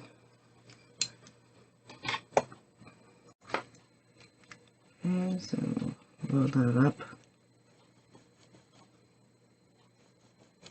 You want to work with your light on the outside, that you're moving this way, then you want your light to trail behind your dark. Okay, so you're just going to use that to get some different wispiness going on all the way around the top of his head. Okay, let's see if I can get you a little closer. Alright, so bright. This light. And so I am going to go back to my brush because this is what I found was the best for me. I love my little brush, okay? And I'm going to use the side that has the detailer on it for my light, okay? And again, I'm going to water that down a little bit more. Not too much. If it's too wet, then definitely keep adding some more paint into that mixture. Okay. And if you don't want to add water that way, you know, you can always put some spray onto your palette and dampen everything, so then that way it makes it a lot more runny for you. Okay, and then wipe out your brush, and then just go back into that puddle and pick up just a very, very little bit of color. Okay, if you need too runny, you know, add a little bit more paint. Okay. And test it on the side of your brush or plate. Okay, so let's go back in there, because I want to keep that dark in there behind the, you know, so we can always add a little bit more later on top, but you want to have that depth in there. Okay. And we're going to go all the way all around the outside of his ear. So we got to do this in layers. And because I'm going to mess up, make sure that you turn your plate in the direction that you're picking it up and laying it down, so then that way. Okay, so I'll start at the top, work my way all the way around. Okay. It's too watery. It's not going to give you those stronger wisps. Okay. So just on the outside of his ear, and then down here around his cheeks. And then this is going to give you time to play with your brush and get to know what it's doing. And, you know, is it giving me enough? Because you can still go over it, let it dry, and go over it again.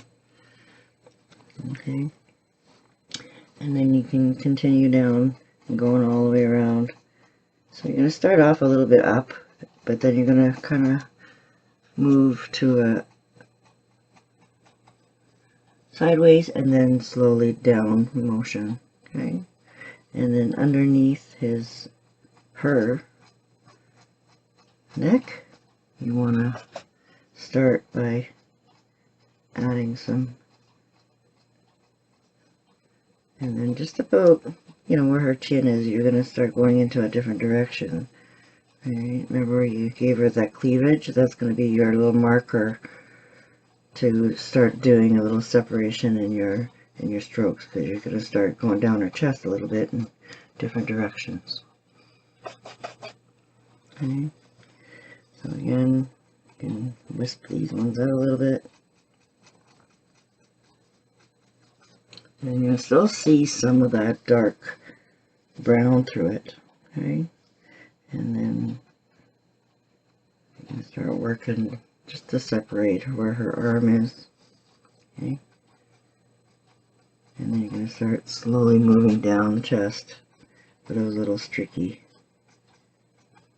movements. Okay, and again down her arm. Okay, so just kind of separating it a little bit.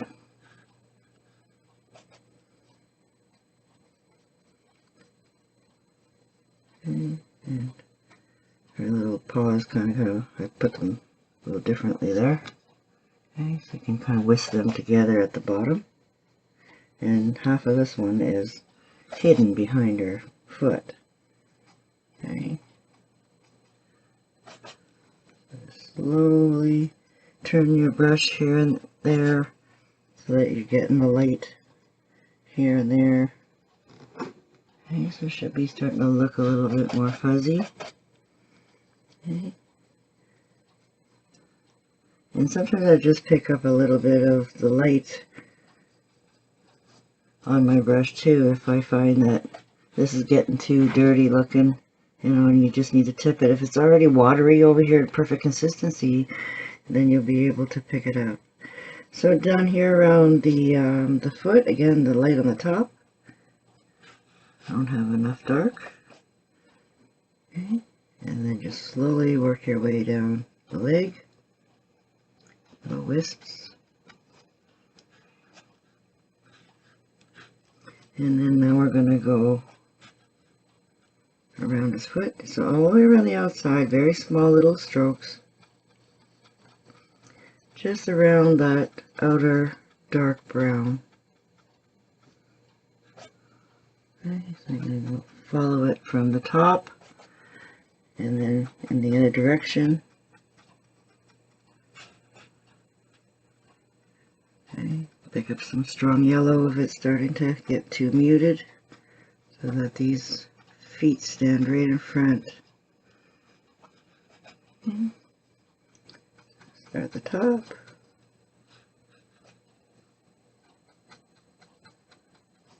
Don't go in too deep because we're going to put another layer in there.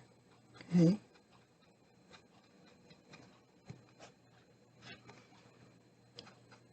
And you should be getting the right consistency now happening. If it's too heavy, just wipe it out. Okay. Might get a little bit interesting there at the bottom. Okay, so now we can come back here and take a look at these first strokes again. Okay. So we also want to pick up a little bit of the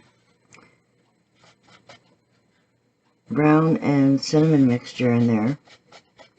Okay, so now we're going to go right from, oh, too heavy, right from the back line. Okay. Work that brush in a little bit more.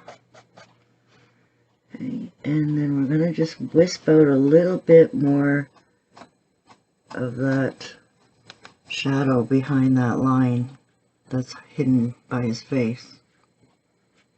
Okay. So go over here, you have another little puddle. Okay. And then over here, we're going to do some layering over this area here. So if it's a little bit confusing, you do get to see the whole ear kind of here. So there's going to be 2 layers of fur. So we're just starting a little bit lower here and just give it a little bit of a half circle kind of motion. So a little bit smaller and then get a little wider and then a little bit smaller again. Okay. Just tap that out there a little bit. Okay, so the same thing right around the face. I want to have that little bit of darkness coming out. So just enough to wisp a little tiny bit. Okay, so then we can wipe out our brush and go back to our cinnamon and yellow mixture. And then try to move down his ear now, so you're creating a almost like a second little layer, just a little fuzziness all around the inside of his ear. Okay. And if you feel like it's not standing out enough, the second layer, you can, this is where you can add just a little bit more white into it. Okay. Or go over, you know, your last layer now with a little bit more white into this mixture.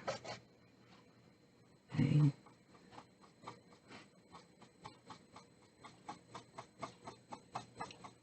So the more you layer, this is where you get that dimension. So I'm just going to go over the outside a little bit more. Okay, just the very outside. Oh, that adds. And then I'm going to actually add some floating medium so I can control how much I'm picking up.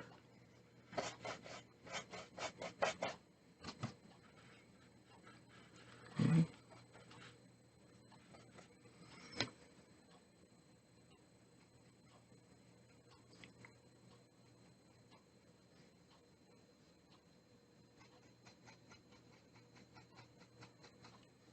And then just go all the way down now under her chin.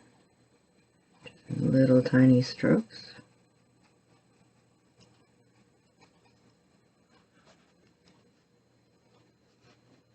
Okay. And then you can start going in front of the ear. Pick up some white. Okay, so they stand out a little bit more. And just feather that slightly over the dark area, all the way around, and then moving down around her face. Okay. And then the same thing on this side.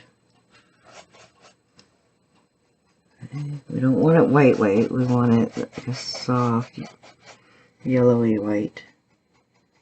Okay, that's almost too light. Okay, so you see how I just wipe that off. Take some of that paint out and come back in. Okay, and then as you're starting to come down and around again, try to not go so far. Okay, leave some of that darkness back there. And then, yeah, you can give it some areas. Okay.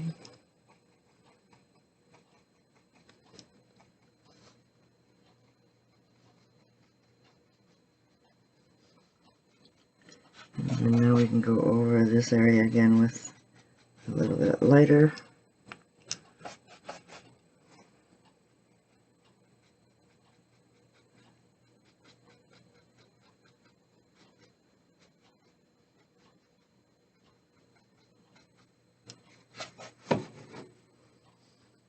Okay, so down, and then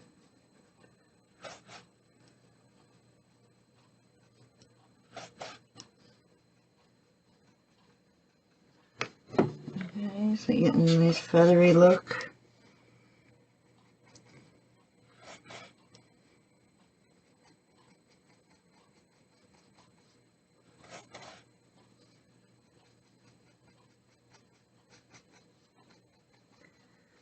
Don't want to cover everything like you did before. You just want to kind of highlight it now. And let's go back up to her with a little bit darker and just come down into her forehead. And just don't worry too much about the ribbon right now. Just try to get as close as you can, but not touching the ribbon. Okay, just put a little couple dabs in there.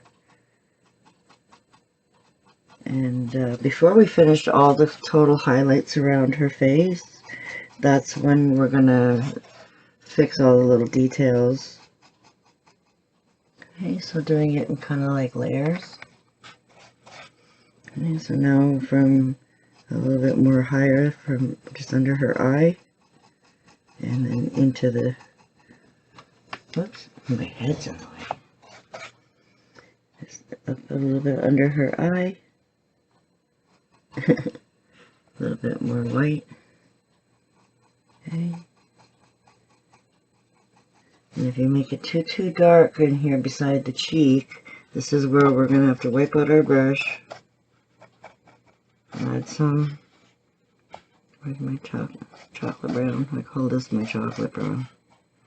I'm running out of cinnamon too. Okay, so sometimes layering that light and the dark back in there again. Sorry folks, I'm really getting into the scene here. Okay, so just come in and to move my camera maybe a bit.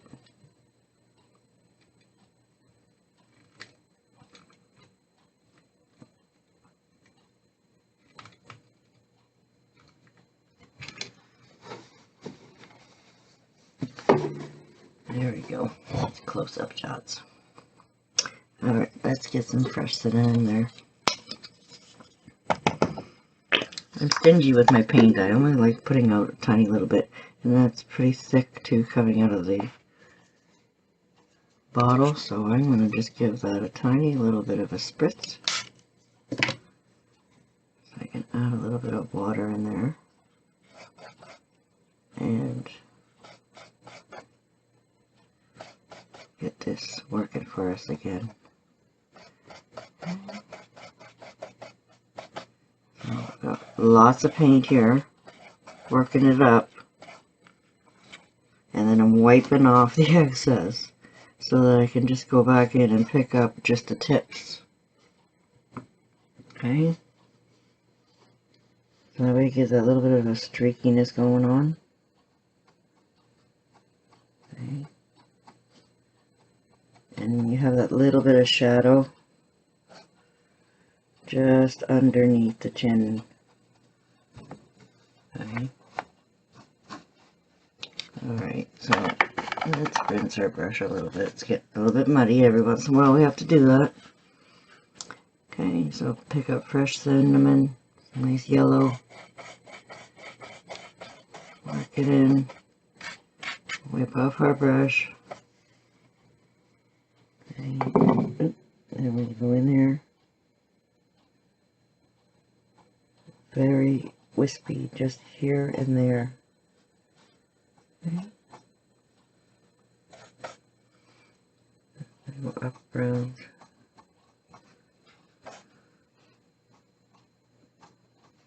And right in the middle of the forehead, usually it splits into different directions too.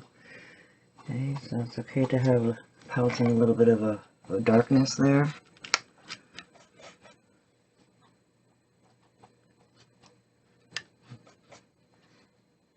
And then try to get those little directions going in a bit of a V there. Okay, and then slowly, I'm just kind of pushing forward with my brush. But now I'm going to turn it around so I can just get just a few little wisps around the eye. Okay. So don't worry if it gets too light. You can always pounce it a little bit more dark areas in there. Okay, but just try to be ever so light with your best corner of your brush. That's going to give you these tiny, you can use a little tiny detailer. It would take you all day to do this.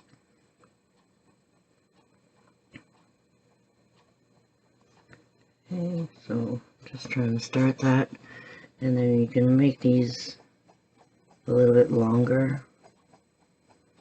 Okay, all the way around, leaving some dark there.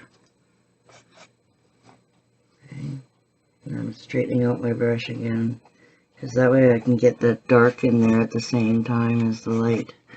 Okay, so we're going to follow our brush around.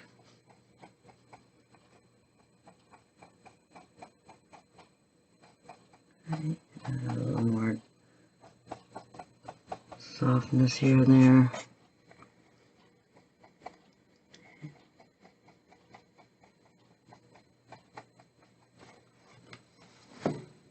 Yeah, it's looking pretty fuzzy there. So I add a little more white now back in here.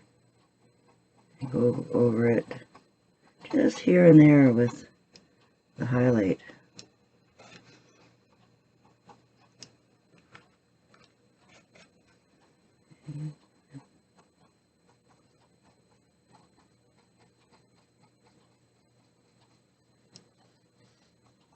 And then after it's dry, it's easy to go in there and add a few more highlights in there again. See, this area is all nice and dry. So I can just pop in just a few wispies. Okay, just make sure it's watery enough that you're getting those little streaky lines. Okay.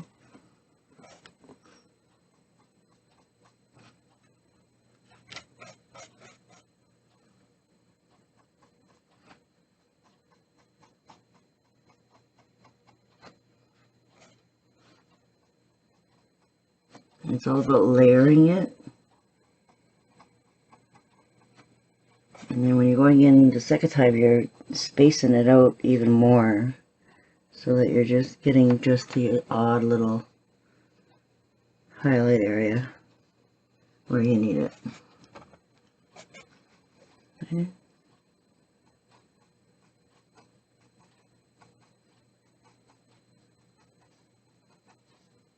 It's best just to let it dry too when you're not sure. Right? And just let it dry. Go down and do another area. Okay, now we need to brighten out his arm, her arm here a little bit more. Okay. Just try to make it interesting. Like the little curls here and there. Makes it more fuzzy looking. Okay, remember your direction down here around the feet or the paw. Okay, and then now you can continue on down her body.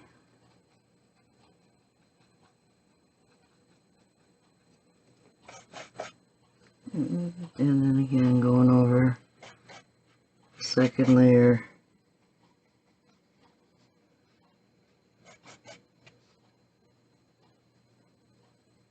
I'm trying to do a little bit different direction so that this one's going that way and I can go this way maybe a little bit so that it looks like they're two different parts of the body. Okay. So now we're going to go back around to those feet again and just highlight all those little tippy areas.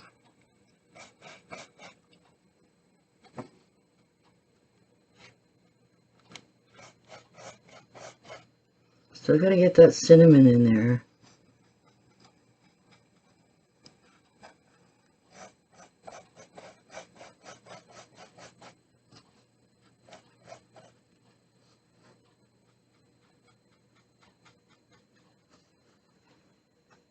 And the feet are the closest to us too, so you definitely want to make them the brightest, right?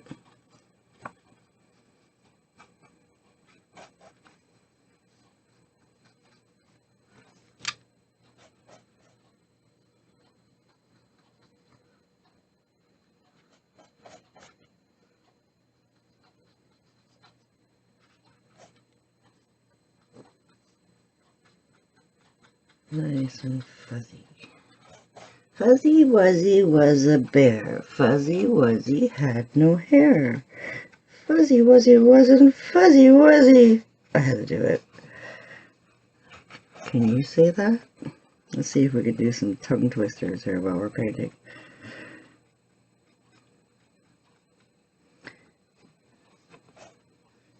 You guys got to comment about that one. Put it down in the comments. Everybody be wondering, what the heck is she talking about? Okay, a little bit of white. Really kind of flicking that into a different direction. Okay, so that's starting to look good. Okay. So I like these little darker areas here too. It really looks like a shadow behind here. So remember, these areas down here are going to not catch the light. So you want to make sure you kind of keep them there. Alright, so if you're going to highlight a little bit more on those ears, you're just going to do more of the top area. Okay. And then a little less, a little less, a little less. So we also want to go in a little bit deeper in these ears and do like a second layer. And just wipe out your brush if it's getting too gummy at the top. Okay, so that little extra layer in front.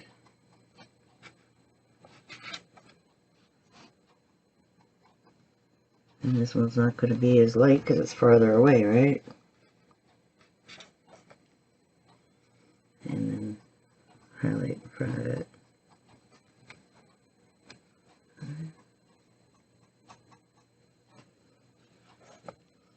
So it's really important not to go over the same areas too much, right? Blend too much. Okay, and try to make these a little bit longer around the face here. Okay, just add to that. And I'm taking the dark side to it. Not white enough. And right in front of it if you think it's too white. Or too, yeah. And then just kind of, oops.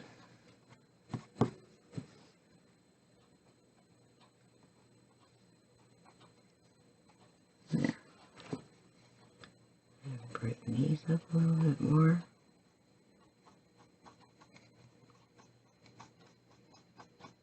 Just make sure you're giving your eyebrows, but this eyebrow is kind of missing.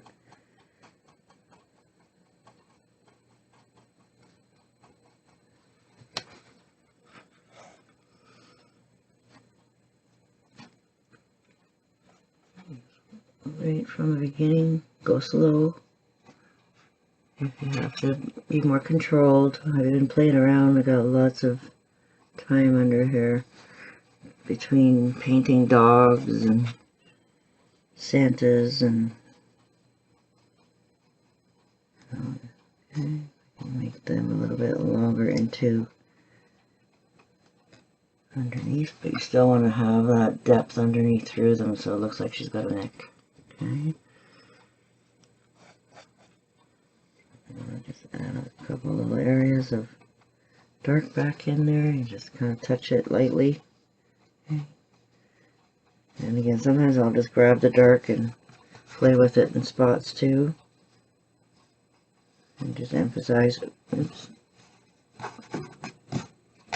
some areas of it. Okay, like underneath here. And soften that area a little bit more. The crease of the leg. Okay. So you can barely see it, but nice cinnamon.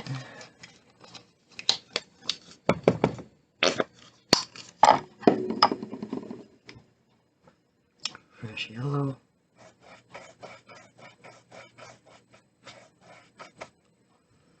A little bit of white. So it's really important to keep your brush under control. And if you're not getting the colors you're liking. Okay, so now you're going to go a little bit into the dark area, all the way around the outside. Okay, layering on top of your first layer. Small little strokes. And turn your canvas if you have to a little bit. So that some of these strokes are a little bit in different direction, like I really went down here. So this one I'm trying to kind of flick up a little bit more. So then that way they look on top of each other. Alright? if you went down that way, then try to kind of just a little bit. You want to follow it a little bit, but you know, just a little bit more interesting when you have, you know. Okay, so I'm going to just highlight this a little bit more on the outside before I carry on. Okay.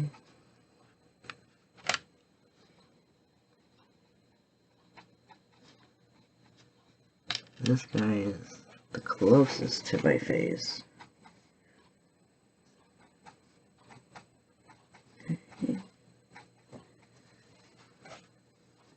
And you just add to what you have.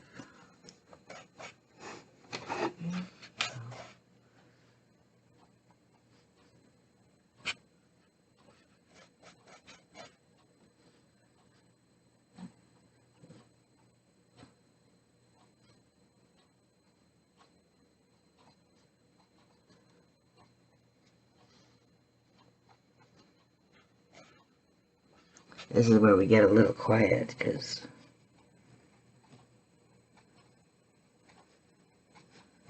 we're concentrating.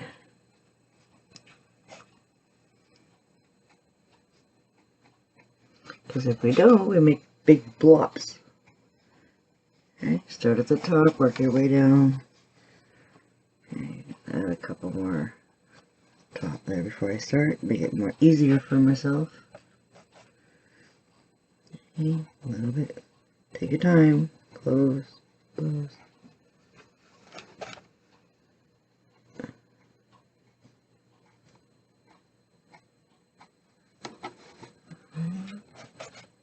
If it's looking too dark up there, you gotta come a little. You can even give it some areas a third row. Right? Come down a little bit more.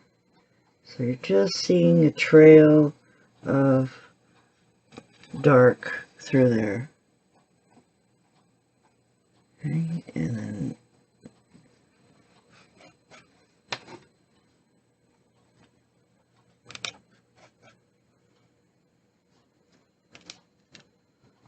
on top of each other.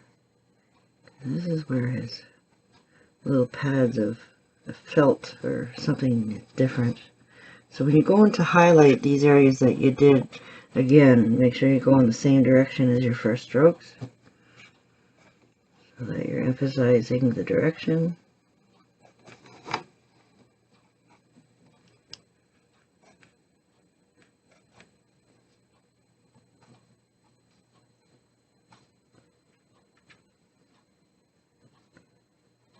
And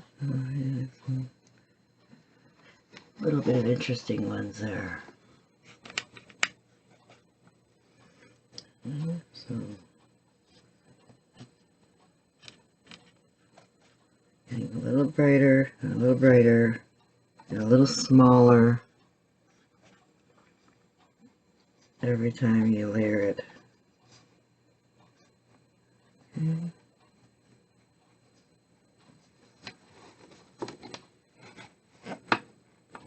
That's looking good. Let's just let that dry now. And then we'll move on to try to make a little bit of fuzziness going on underneath her eyes. And do that area. Okay, so there you want that darker yellow again. Not so bright, gotta go in steps, right? So a little bit brighter yellow. And keeping the dark, you know, still based on the bottom. Okay, so don't worry, we can always go back over that black eye again. Okay, so we're just trying to get a little bit of fuzziness going on underneath there. Like that way, keeps it dark, a little bit darker. So when we brighten up the nose, it's going to keep it behind it. Okay. It's all about the details, folks. It's all about the details. Okay. Alright. So any areas that are I darken too much, you can always, or lighten too much, you can always soften it with that little bit of yellow here and there. Okay. It's going to be darker back here because it's in the crook. Okay. Got that darker yellow in my brush.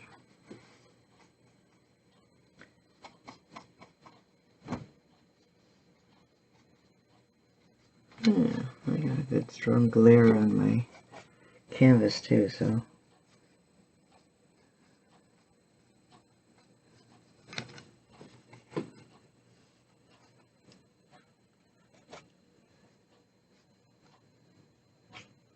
A lot of white, make this stand out a little bit more.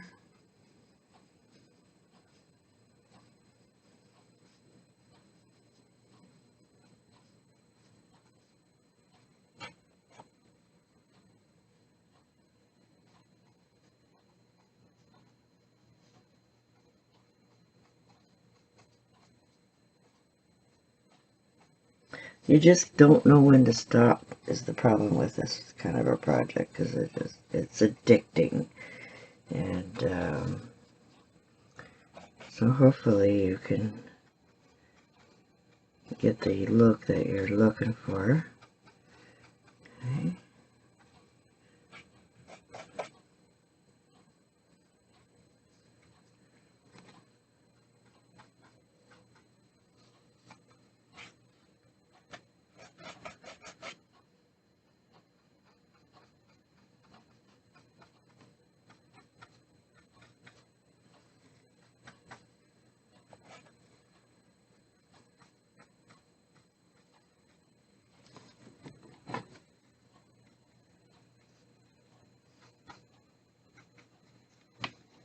Yeah, it's getting there.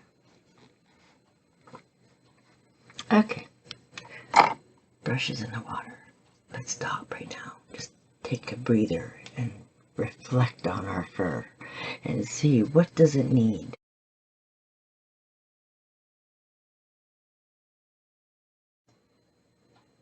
Okay, standing back, you know, really helps to look at perspective and taking a break and coming back and looking at it and going, okay, yeah, it's getting there. I'm liking it.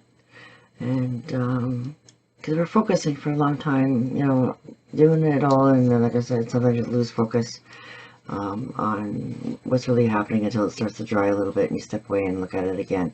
And I'm really loving the face. Everything is looking really great there. I don't have too much tweaking to do there. But then definitely into his body, right around this leg here, there's missing highlights. And, you know, with some areas that we can tweak a little bit better in the highlight area, which is not a big deal because we're going to have to come back and add a few more over our ribbon and stuff like that still too. So but right now I want to come back and focus now on his feet, the pads, and his nose. Okay, so we're going to come back into that area, and I want to add a little bit more of that soft cameo back in there again, that yellow. Okay, because we want it to stand out a little bit differently. Okay, and that gives it that little bit more of a suede kind of looking yellow. Okay, so just pop yourself right in there. And I've got some floating medium right beside it, so it's already really good and watery over here. Okay, so you can pop a little bit of floating medium in there and get it into the right consistency that you can just pick up and go. Okay.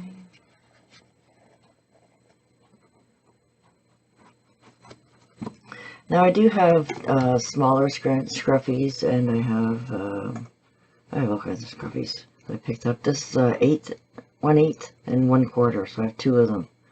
Okay, so if you do have the different size scruffies, or if you just want to use a small little 6, you know, to get into the smaller areas, you can just do like a dabbing motion with that. But I also find that the smaller one gives you a little bit more, you know, especially when you're doing a smaller canvas. Okay, so just bringing back our big guy. Okay, so look at the difference here in size perspective. Okay, he's a lot bigger. So when you're kind of narrowing it down to a smaller size, you know, you have to kind of play around with that.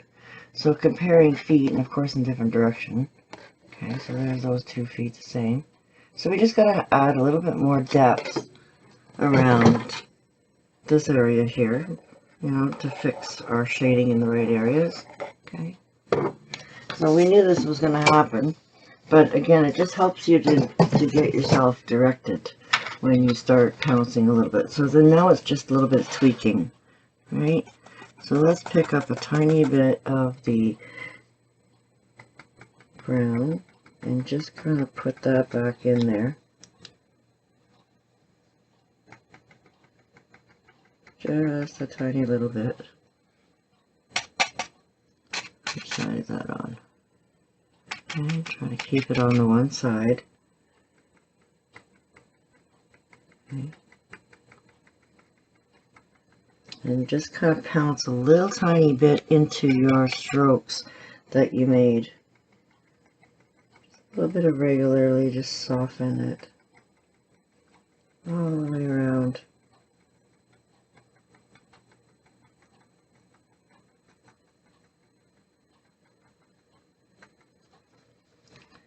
Okay. And then concentrating on the one. Okay, and then this one I'm going to just do just a little bit on this side.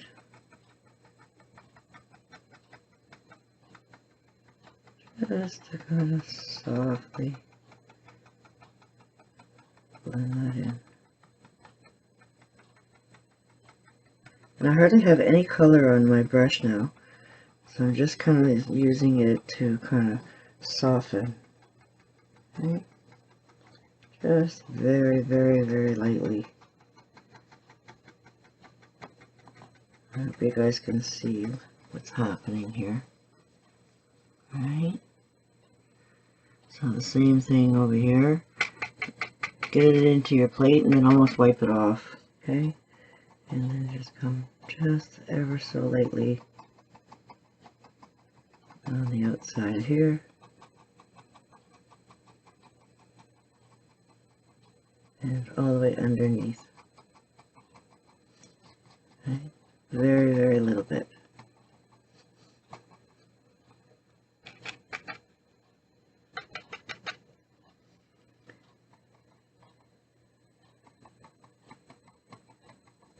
Okay.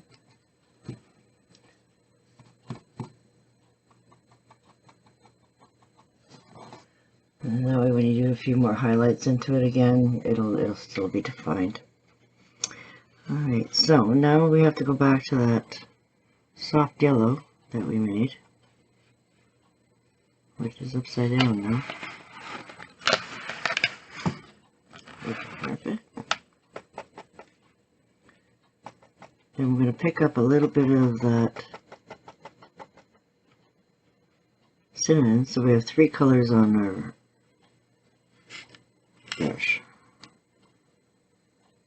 See that? Okay, so we're just going to tap lightly. Get rid of that, most of it.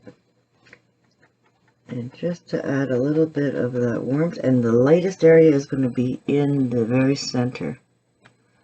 Okay.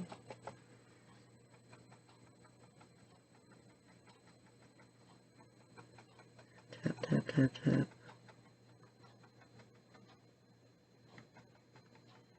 And then move back a little bit so that you're lightening up that area a little bit more. Okay. And then again the same way all the way around the edges, just to soften it a little bit. Okay, and then take out the rest. And then what I want to do is add a little bit more white to it now.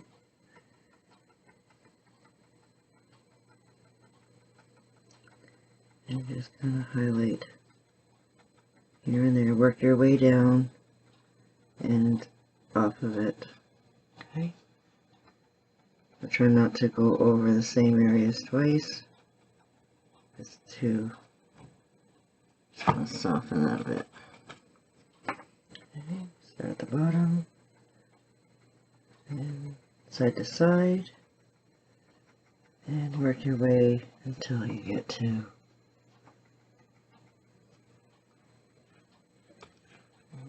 picking up more bright yellow, a little bit more white. Okay. Tap a few times to get rid of most of it, and then just here and there, just so we can get those freckles going on.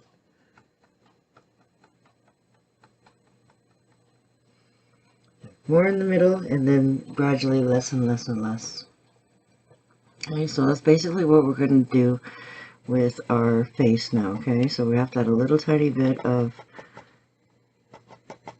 cinnamon, just the smallest 3 hairs of brown, and then our light. Okay, and then what we want to do is add a little bit of shadow just slightly around the bottom part. Okay, and I don't want it too brown. I want it a little bit more of the cinnamon going on there, just so that it kind of warms things up just a slight bit. Okay, to it.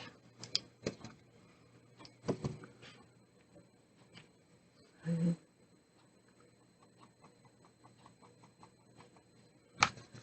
And then we're going to go back into our light pile now.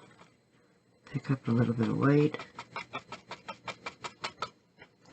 Okay, and then mostly on the top of his nose is going to be lighter.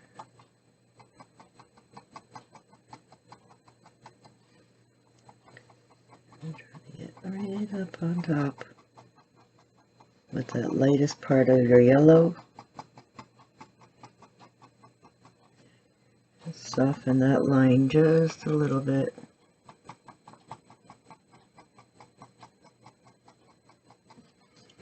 Get nice and fuzzy.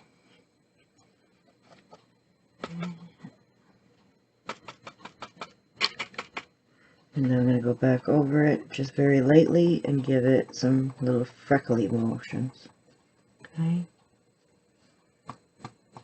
And then big pounces will give it a little bit more. Okay, and then just light little will give you freckles. Okay, so it depends on how much paint you have in it. Okay. And just keep playing with it. Okay, I know we covered up his nose there quite a bit there. That's okay, we can put that back in there. Okay, too much paint. And then while it's wet, this is, you know, sometimes when it's wet on wet, this is where you get a lot more blending happening. Okay, see how that blended a lot nicer because the lighter color was. Okay. And then if you go over your dark area ever so lightly, leaving some dark there, I'll bring that back out again. Okay, so that was just with the darker yellow.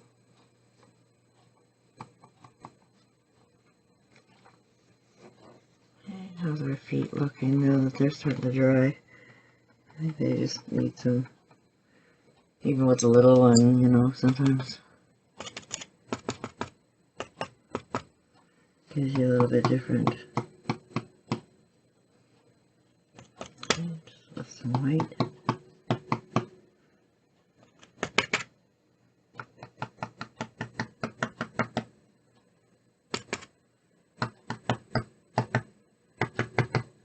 just in the middle.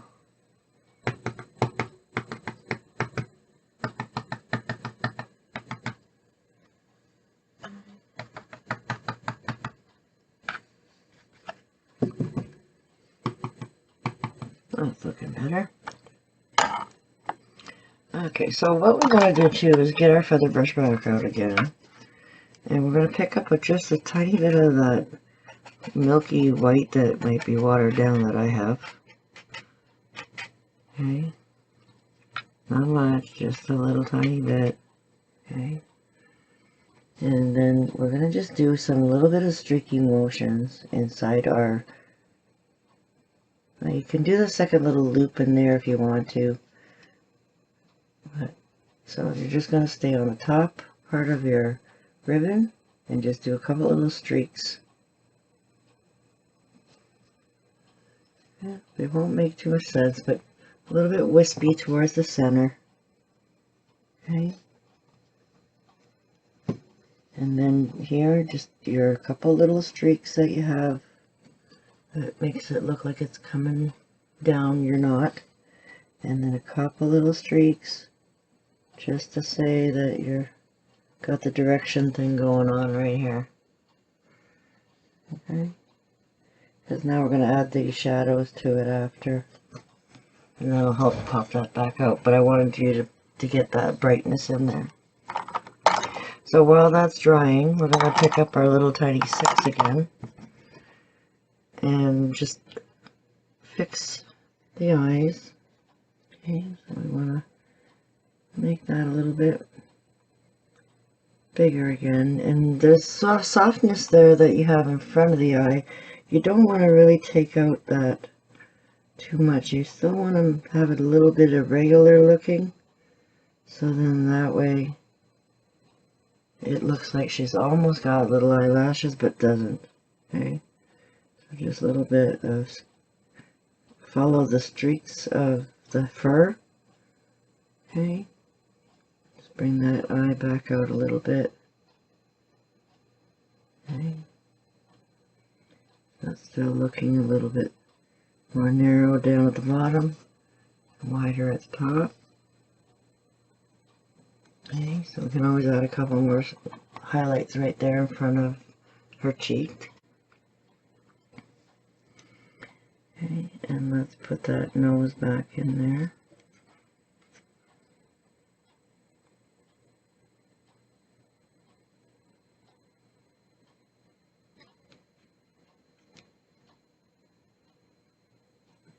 Down to a point.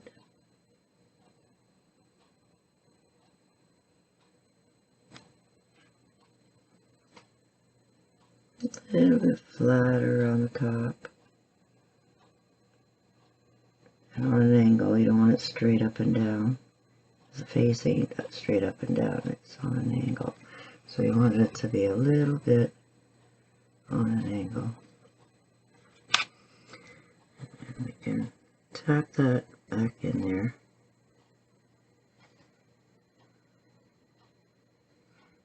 Tap, tap, tap, tap.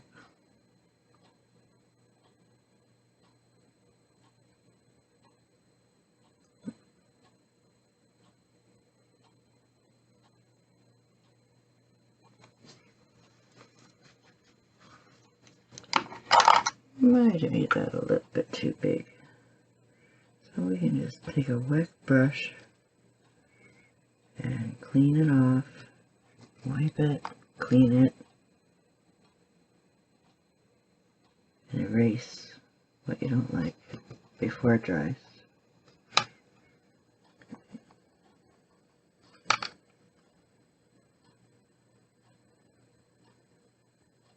It's okay if you have a little bit of dirtiness going on under here because it looks like a shadow too. You can just soften that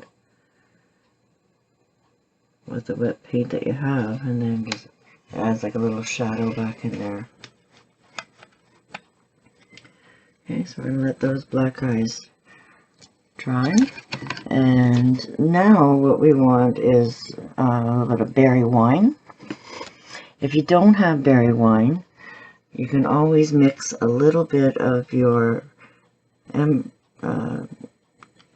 crayon red, okay, find a clean spot for you over here. And then we're going to add just the smallest amount of that brown into our mixture. And as you can see, I'm trying to just side load one side of my brush, but it's a small little brush. Okay, so sometimes we can go one side and go the other side. Okay, then we're going to pick up a little tiny bit of floating medium on the clean side so that we can really water that down just slightly. Okay, so it's a little trickier to do with a tinier little brush. If you're doing the big guy, then you can definitely upsize your brush to an 8. Okay, so what we're doing now is just going to add some shading all around the outside of our, okay, and then if you want to add that extra layer underneath, just going to pop in a little bit of a line right there, okay, and then try to define it underneath just very, very subtly. Okay. And if you need it a little bit tiny darker, if you pick up the smallest a little bit of black, okay, when you're doing this little shading underneath, okay, so it's just basically a little line that you're making underneath the ribbon, okay? So we can save that for later when you're adding the darker, so just use what you got going on here and finish off the other side. Okay, so a little hump makes it a little bit ribbon-like. And it's really tiny, so you really don't have to get the exact, just the illusion of. Okay. So again, you're going to do the same thing to this side. Okay, so on top of the ribbon. And then let's do the around the edges of your little bow. Okay, so the outsides of it stand out. Tiny bit more brown, tiny bit more red. I'm kind of running out of color here. Just want to add a little bit more. Okay, and then you can go down the ribbons.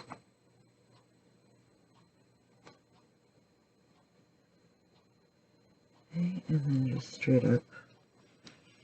Keep it lighter in the middle, right? So it's just shading all the way around the outside of the ribbon. Okay, and then with that washiness, you can just kind of float some of it across that light white. Okay, and that'll still give you a highlighted area, but a little bit softer. Okay. And then you're going to do the same thing from the center and just kind of wash it out. So you're trying to keep a little bit of that highlight in the very center. And then if you feel like you need to just deepen it just in certain areas, like I said, the tiniest bit of black, okay, will help you define underneath your ribbon.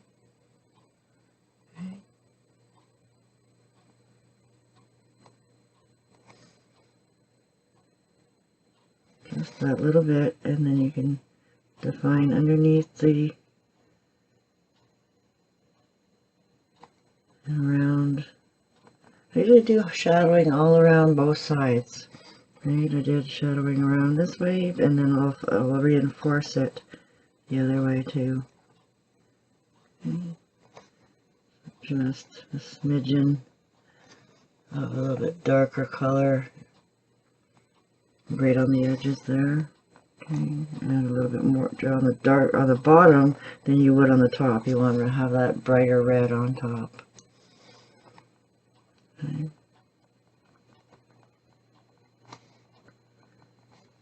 So that kind of pops out our ribbon a little bit nicer, right? Okay, so now when we do our highlights with our fur, we can kind of, flick a few of them over the ribbon, so then that way it looks really natural, like it's really kind of fuzzy and ribbon is kind of stuck inside the fur, right? Makes it a little bit more real-like. You want to grab it and just snuggle it.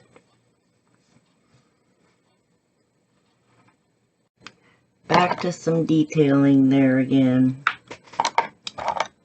Pick up our feather brush. And what I want to do again is, for the highlights to stand out, sometimes we have to put some low lights in there. Okay, so I'm just kind of finding a clean spot to blend my brush in again. I want to pick up a little bit of the cinnamon and the dark. Okay, so I just want to add just the smallest amount. Okay, make sure it's very detailed. Okay, just that little wisp back in.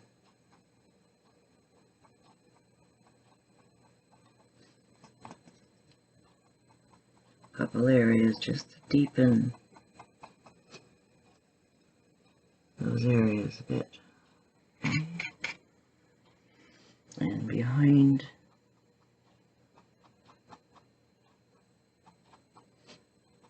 Okay, we don't have to do too much in front, but we definitely have to do it behind. Okay.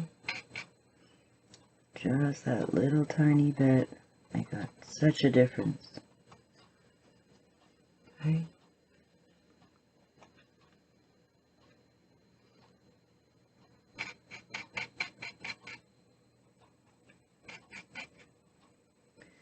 Same thing around his face. Just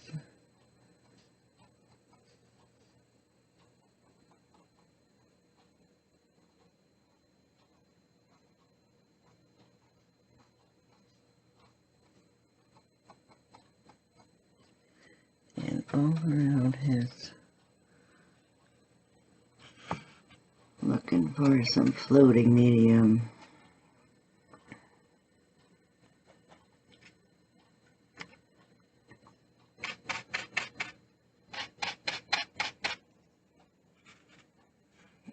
We can add just a little bit of that lighter color. Okay.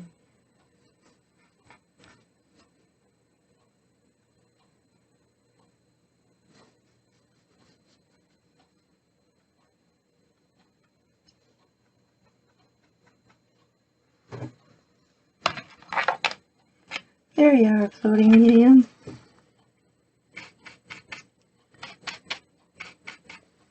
There we go.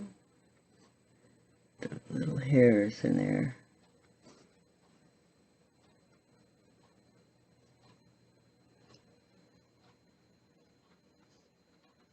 Just here and there.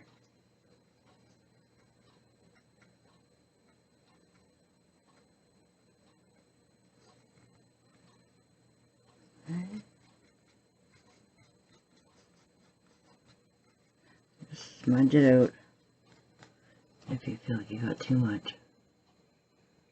Okay, and then just lightly again, just underneath his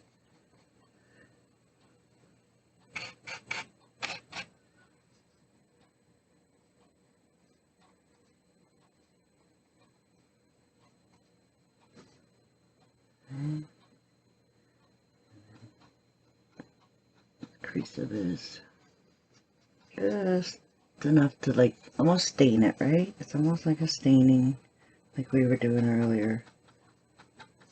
Okay. Just have to put some depth into some places.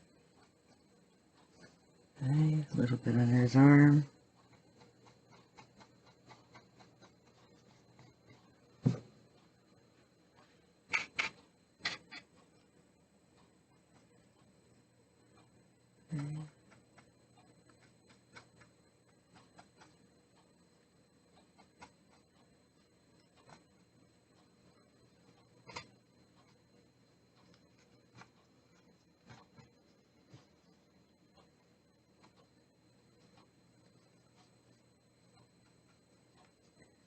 Okay.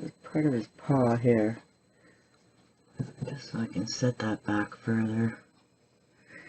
And then this one is on top, so just want to make sure that I have some shadow on his leg underneath. Okay. Just these little tweaky spots to make it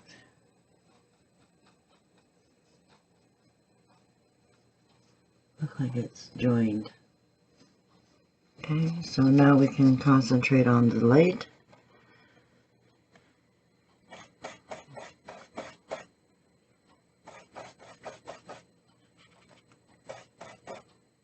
Okay, so just a couple areas here that we have to highlight now. Okay, but we have to do it slowly. Remember those areas that weren't done enough. Okay, so I'm going to just add some more.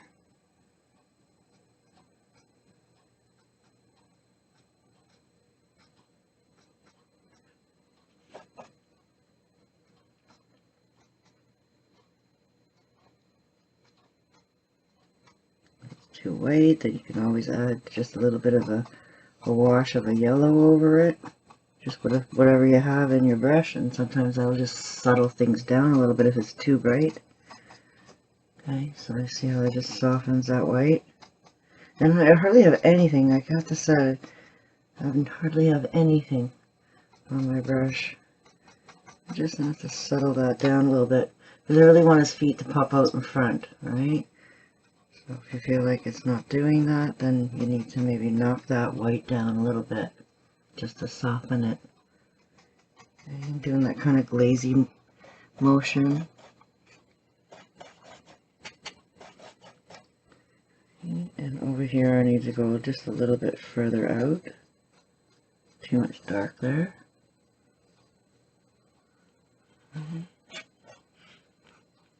Find some dark to put in there. Okay, set that back a little bit further.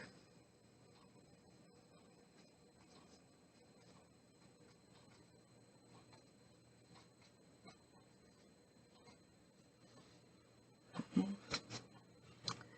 Now we can start adding just a little bit of white. Okay, you start at the top. Keep yourself focused. Okay, and then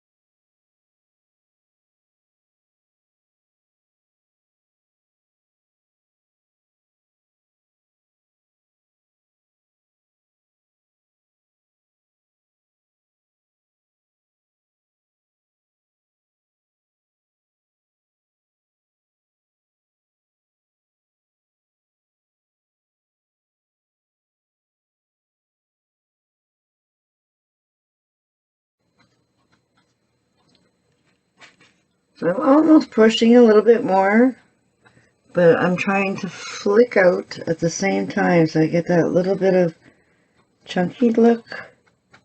And just in the middle, trying to keep my dark area dark. Okay. Just kind of in the middle of that area. Alright, so you find a highlight. So you just try to go in the middle of that area. Okay, just so you're still getting the dark. Okay, so it's mostly the tips of some of these little areas now. Okay. Just the middles.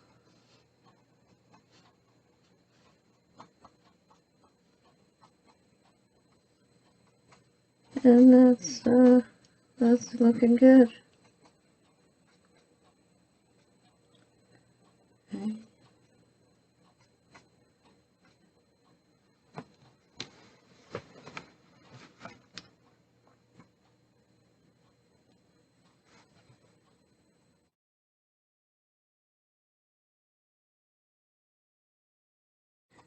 Just give it a little bit more freckles.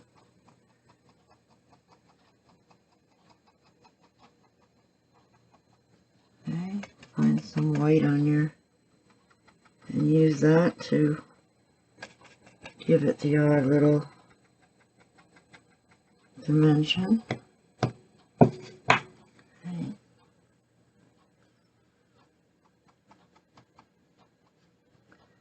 And we're running out of strong white, so start to mute it. Okay, so pick up some fresh white.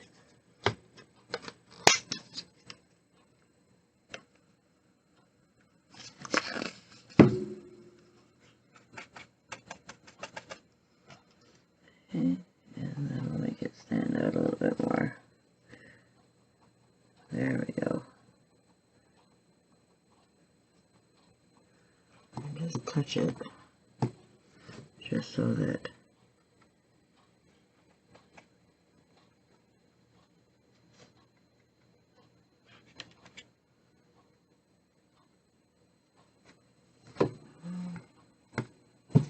a little bit spotty there. Yeah, his nose.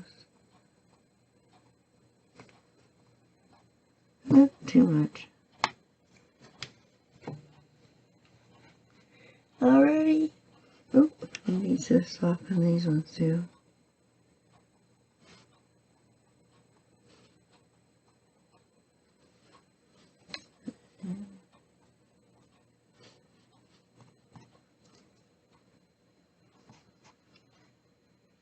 Some floating medium.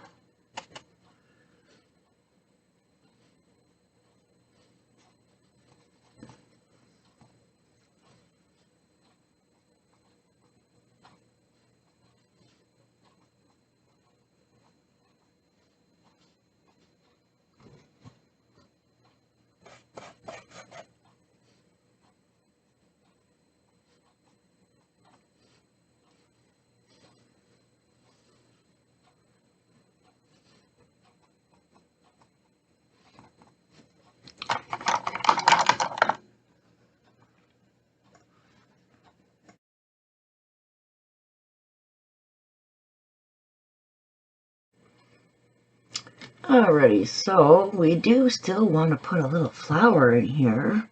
So I didn't want to go too crazy here with you guys here in this area because you know some of it's going to be covered up.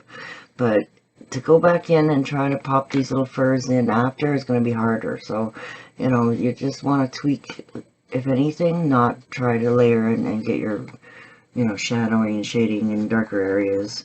So, you know, it defines his arm a little bit more. But we're going, like I said, we're going to decide, you know, if I can still barely see my pencil mark from where my stem kind of comes out here. So I knew that I had some sort of plan to bring my flower out here. Okay, so you can't really see with the yellow. Let me grab some pink here. Okay, so you can see it a little bit more. Alright, so I'm just going to It'll be right on her lap, kind of, right? So if you want to use some chalk to kind of help you position where your daisy's going to go, okay? Kind of rough placement there. And then we know we want to put a leaf in there, and then a little one just up there underneath her chin. Okay, so don't go too high. So you want the top of the leaf to kind of stop right about there. Okay, so it's good to give yourself little markers too sometimes.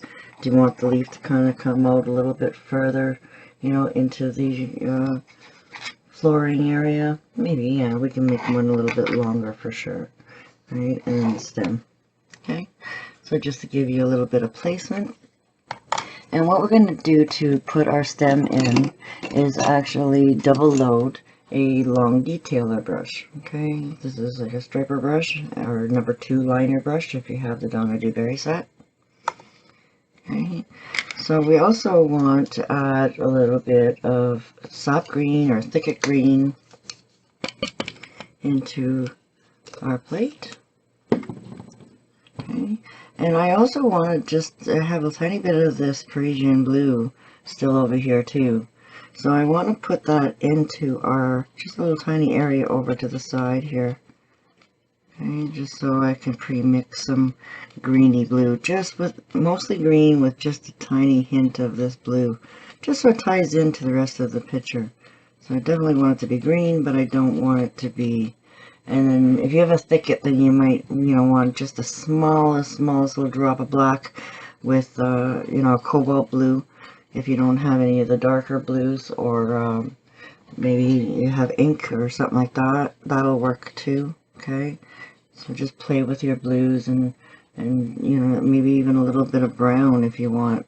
You can add a little bit of brown and it'll give it a little bit more of a softer color as well. You know, just to mute it a little bit so that it's not so bright green with our muted design here, right? Okay, so you're going to start at the bottom of your stem, okay, and just give yourself a little bit of a light with one color, okay, for now, and a little bit skinny at the top, okay, and then a little bit chubby here, and then a little bit skinnier at the bottom. So right now, while it's wet, you're just going to slide in and pick yourself up a tiny little bit of that yellow. Okay? And if you think you have too much, just knock it off, because you only need like a little bit. So you still want to have the dark on the one side, and you want to have the light on the light side. So what you're going to do is you're going to turn your brush so that your light is on the top, and your bottom is going to be dark. So this way, when you go into your wet paint, you're going to add that little bit of streakiness into your stroke and the highlight. If you feel like you have to do it again, try and just to do it very lightly, just maybe right at the top, just to add that little bit more. And if you feel like you need a little bit more highlight into it, then, you know, wait till it dries and then just pop in a tiny little bit more highlight along the top of that. And you can decide when you want to do that later with your after you're done your leaf or stuff like that. So that's all we basically want, is a nice, you know, stem, not too big, not too small, but we want it to stand out, and there's only going to be one of them. And we're going to layer some of our leaf in front of our stem too, so you know, you don't have to worry if you feel like it's too chubby, you know, at the top. You know, you can put your daisy a little bit higher and just kind of go up a little bit. Try to give you all the scenarios, so I know a lot of you guys do this kind of stuff, so if I kind of try to make little accidents on purpose, it gives me the opportunity to show you how to get out of them, right? So I try not to be too perfect too, because you guys, you know, gotta know that we all start somewhere. So now I want to find a number 8 flat brush. Okay, there's one that I've had for a while. Been sitting in water. When I do a lot of filming, my brushes do sit in a lot of water. They're probably in water more than they are dry, just because I do so much painting. Okay, so I don't want to make this leaf too big.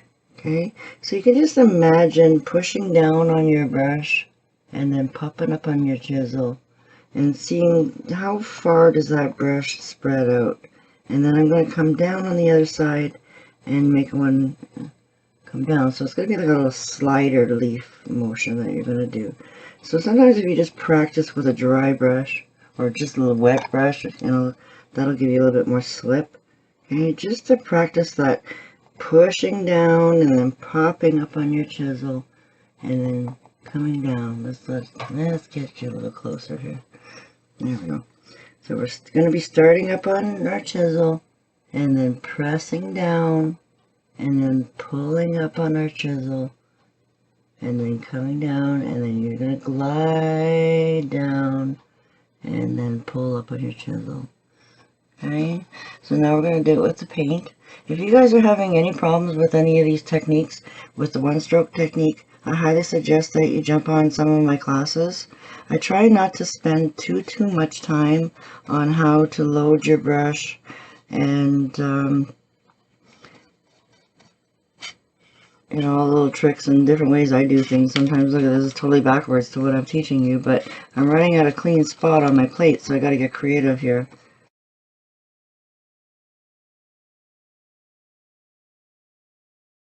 Okay, so a little bit too wet. Wipe out some of that brush and then grab some fresh paint. And it's not so watered down, but you do want it to be a little bit slippy. Okay, but you still want your dark to be fairly dark.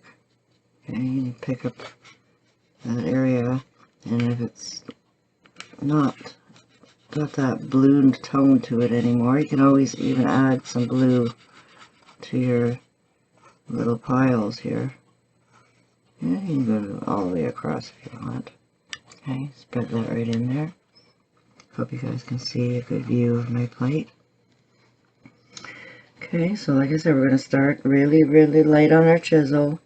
Okay, and then slide it across into a point. Okay, if we don't have enough light, you can always tip a little bit of yellow right on the tip of your brush. Okay, and start that stroke all over again with a little bit more paint on just a tip. And you can see that you're going to get a better result of that color. Okay, again, now we're going to start at the top, and your bottom of this dark color here is where your dark color is going to follow it all the way around. But about halfway through, we're going to start pushing on our brush really wide so that we can get a nice wide leaf right in the middle. And then we're going to slowly glide our brush a little bit and then turn it just slightly to curl ourselves back into that leaf again. Okay, so you guys can definitely stop the video and rewind it and do it again. Okay, so even if you have a little bit of a space there, that's okay, because as long as you can tighten that up and bring it back in there and get that little bit of highlight following you behind, you can always use the corner of your brush and just pick up a little bit more of that dark color and just color in the center where you missed it. Okay, and a lot of times to get it to be really nice and bright, you have to do 2 coats because we're fighting through color that we've already done with your fur. Right, so if it's still a little bit translucent, I would suggest just leave this. It looks good. I like the shape. Everything's perfect. It's just it's not enough color. So I'm going to let that dry, and I'm going to keep going on to our next leaf. Okay. So again, we want it to not go up any higher than her chin, right? So depending on if you're right-handed or left-handed, you know, if you feel like you can start, you know, depending on your direction, but I like to start when I'm moving into an opposite direction of my comfort, I like to start with the top of the leaf, usually, okay, and the light is always on the top, okay. So we're just going to come into that stem a little bit and then pop up really quickly this time, okay. And if it's a little bit more comfortable, because this one we're going straight up and down, and I want to show you a good view too, so how I would do it is to start at the bottom, really wispy, okay. Pick up just a little bit more yellow, because I can tell already it's not giving me enough color. And then I can push down to get that width, and then slide my brush really tight up into that point. I just did an advanced leaf class too, so if you want lots and lots of leaf practice, then you'll definitely want to jump onto that too. But if you're kind of new to one stroke, then you're going to want to start baby steps and start at the beginning with course number 1 and 2, and move on to 3, 4, and 5 before you jump on the advanced leaves. Okay, so that kind of gives us a little bit of interesting, you know, one's really big, one's a little, you know, and you can feel your leaf is still a little bit tiny bit tacky. Okay, so you can go over it, you know, once you can touch it without putting any paint on your finger. Okay, so we're just going to go over it again, and you'll see it'll be a lot more smoother. Okay, and then practice that down, you know, and try to stay way inside. And sometimes if I need to cheat a little bit in the second coat, I'll just kind of tip my brush over and just try to, you know, neaten up that area. Okay, and if you're not happy with your point, you can always take a clean brush, right, and just erase what you don't like while it's still wet. Okay, do that in the first coat before you start. And then if you end up going over your nice one, you know, the second coat, then again, just take your brush and clean out everything that you don't like, okay, before it dries. Okay. So now with the same brush, we're just going to rinse it out. And I'm going to need a lot more white now, because we're going to add our daisies. And I cover that in course number 4 with lots of daisy practice. Okay, so our brush is nice and clean. I'm going to dry area over here. Okay, and actually we're going to make our daisies a little bit pinky. Let them stand out a little bit more like with the ribbon. Okay, so we're going to double load our brush. Okay. And then I'm going to move up my gradient, so then that way I'm picking up more white than I am red. Okay, so, you know, sometimes you have to start adding more white and slowly move up your pile, so that, you know, you're just getting a very muted red, like a pinky red. Okay, nothing too bright. And then again, it's going to be 3/4 light on your brush to 1/4 dark. Okay, so I try to pick up just the tiniest amount of dark and keep it focused to the back end. Okay. So when we're doing daisy, sometimes we need a center point to keep us focused, and obviously you'll have the finished result picture to have you as a guide. Okay, so we have a center point usually somewhere around here, right, where we put our little center. Okay, we'll pounce that in later, but for now you can just take the dark side of your corner of your brush just to give you a little bit of a guide of where your center is going to be. Okay, and we're going to pick up quite a bit of paint for a daisy stroke, okay? Because we want to get through that blue too, alright? So we can start at the top of our daisy, which is like 12 o'clock, and our brush size is about this big. So we know that with daisy strokes, we can usually get 2 brush strokes worth. But by the time you push down and pop up on your chisel again, that's how far you'll be able to go minimum with your brush. Okay, little trick there. So if you want to start just slightly above that area, so then that way you're ending with a really tiny little point at the bottom too. Okay, so remember how we pushed here and then back up on the chisel? So now we're going to do things just a little bit backwards. We're going to do them where you're pushing down and then halfway up you're popping up on your chisel. Okay, so you see where the point is getting in there, right just before your circle. So that was a little bit dry. It kind of looks kind of cool actually, but it wasn't really what I was looking for. So I'm just going to reload my brush again a little bit more, and then start at the top and get that brush in there. There we go. We got one petal. Okay. Then we can, depending on which way we want to direct the flower, we can manipulate the size of these petals. So you don't want to make them all the same size. And if you make them a little bit smaller on one side than you do on the other side, it'll force the flower to flip one way or the other. Okay, so you can make her look like it's towards her, or you can make it towards the other way. Okay, so we can make, I'd like to think that she's just about to smell it. She wants to smell this flower. So let's make it look where it's going towards her. Okay, so we can start with our 3 o'clock now. Okay, so we're going to try and tighten that right up and just make a very small little one.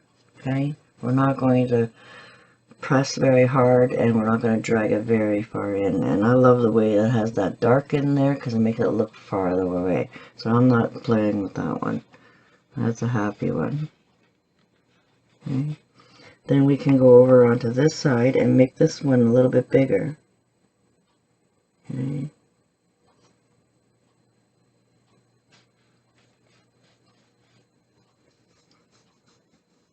Oh no, I'm taking that backwards.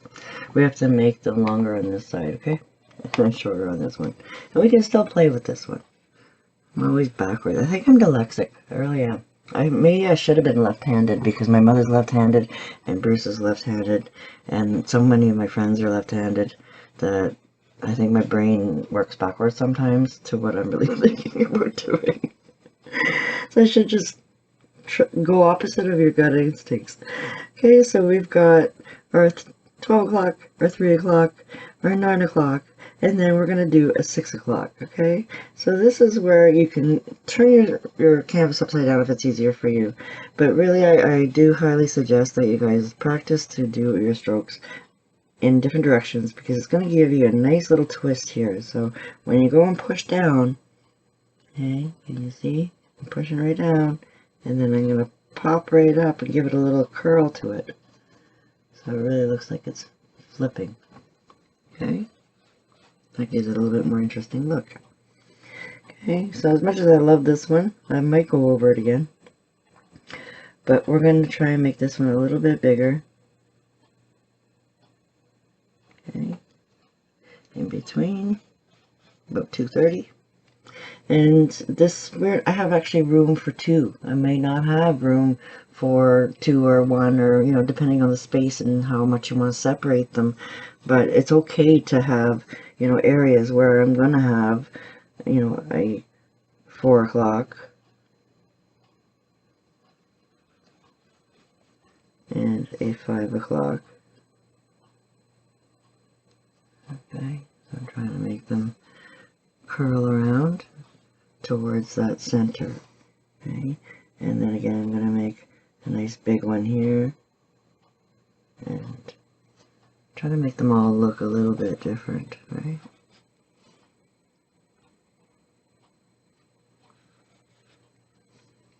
And then this one here, I'm actually going to curl towards it. Okay, so a little bit of a glob there. And go over it again. Okay.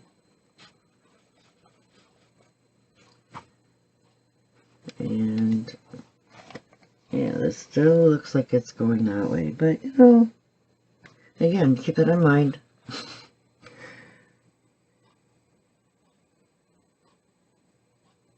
Okay, so just bring that in a little bit bigger.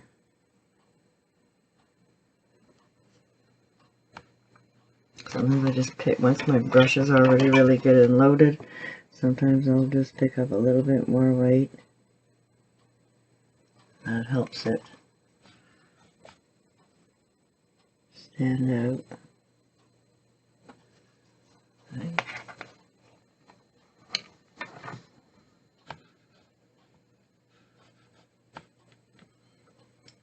Alrighty.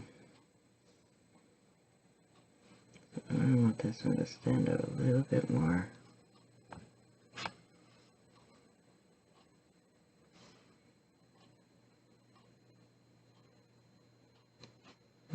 It's okay to go over it again.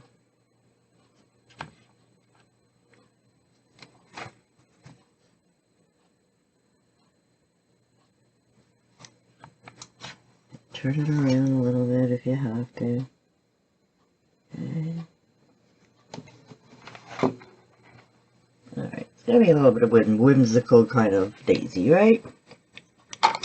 Alright, so now we can get our bigger pouncer. And we're going to pick up half the dark green and half this yellow that we made. Okay, a little bit more yellow.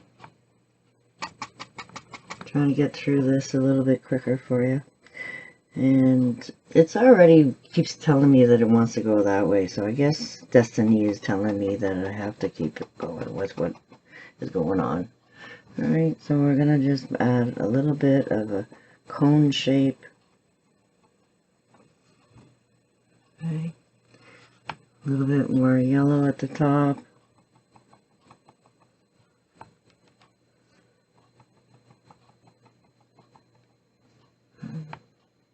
And then we can even add just a tiny little bit of white. Okay.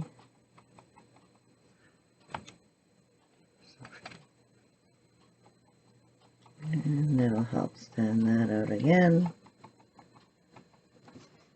Okay. And then we can come back in with your detailer brush.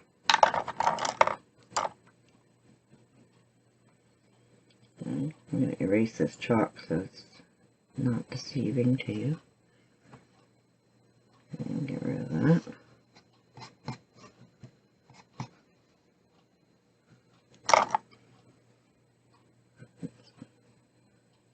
Chalk there.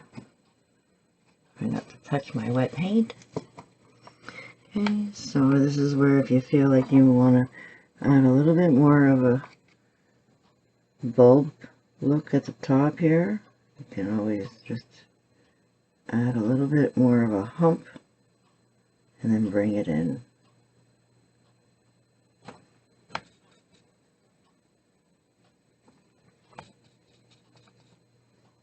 A little bit more of that blue.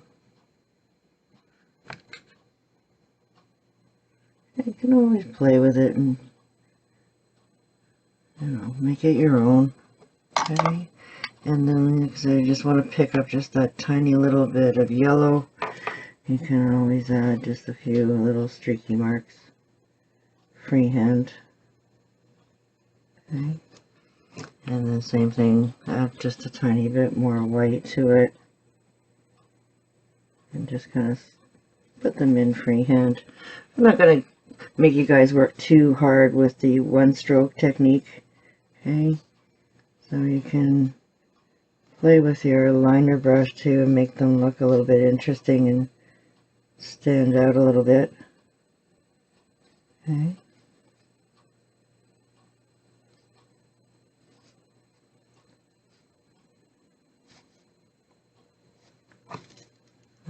anything you don't like, again, you can always just erase it.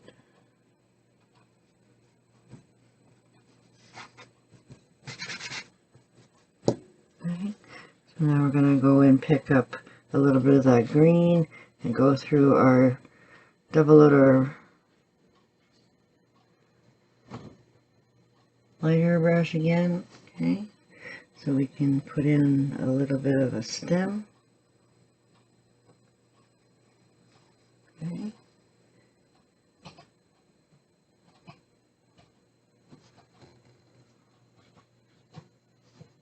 Did our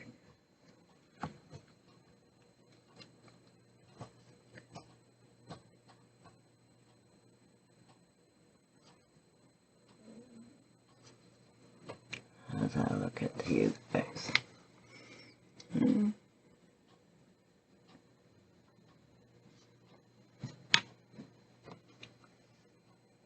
And just a quick little daisy there. Alright, so now for the best features. Okay, so what I did with the eyes is I did the Parisian blue and just add the smallest amount of white in there just to make it a little bit brighter. Just a little bit brighter.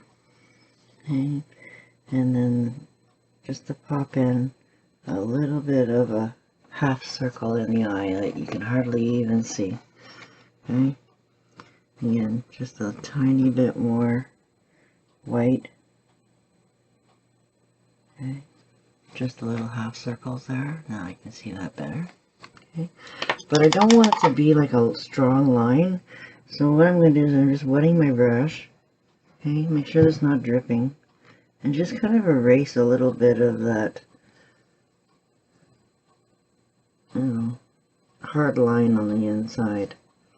Just so it feathers out a little bit, and then you can do a one stroke technique to get that in there with a flat brush as well. Okay, we can kind of see the little highlight there. And then while it's still wet, you're just going to skimp in just a couple areas.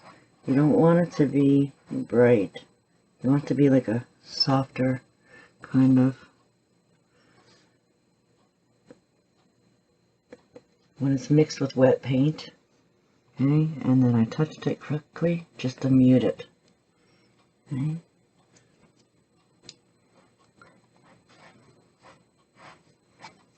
And then the same thing with the nose. I just did a very, very light version of this blue. Okay. And if, while I was mixing, if there was a tiny little bit of streakiness going on in my brush, I just left it there. I didn't do anything, right? So your angle is going, when she's facing this way, is going to be opposite to the other one, where I went from this way left to right. This one I'm going to go right to left. Okay. And give it just a little bit of a highlight. And I'm trying to make this really tiny. So there's a good chance that if you put too much, again, just kind of just take it out. Alright, can you see how that's just tiny on the top of the bridge of the nose? Okay, and then again, you can just go over it just slightly to add a little tiny highlight inside that light blue. Okay, and then while you have your little bit of brush, oh, just the smallest little dot. Okay, just a little bit longer, and then that makes it look like it's got really round eyes. Okay, I'll bring that up just a tiny little bit higher.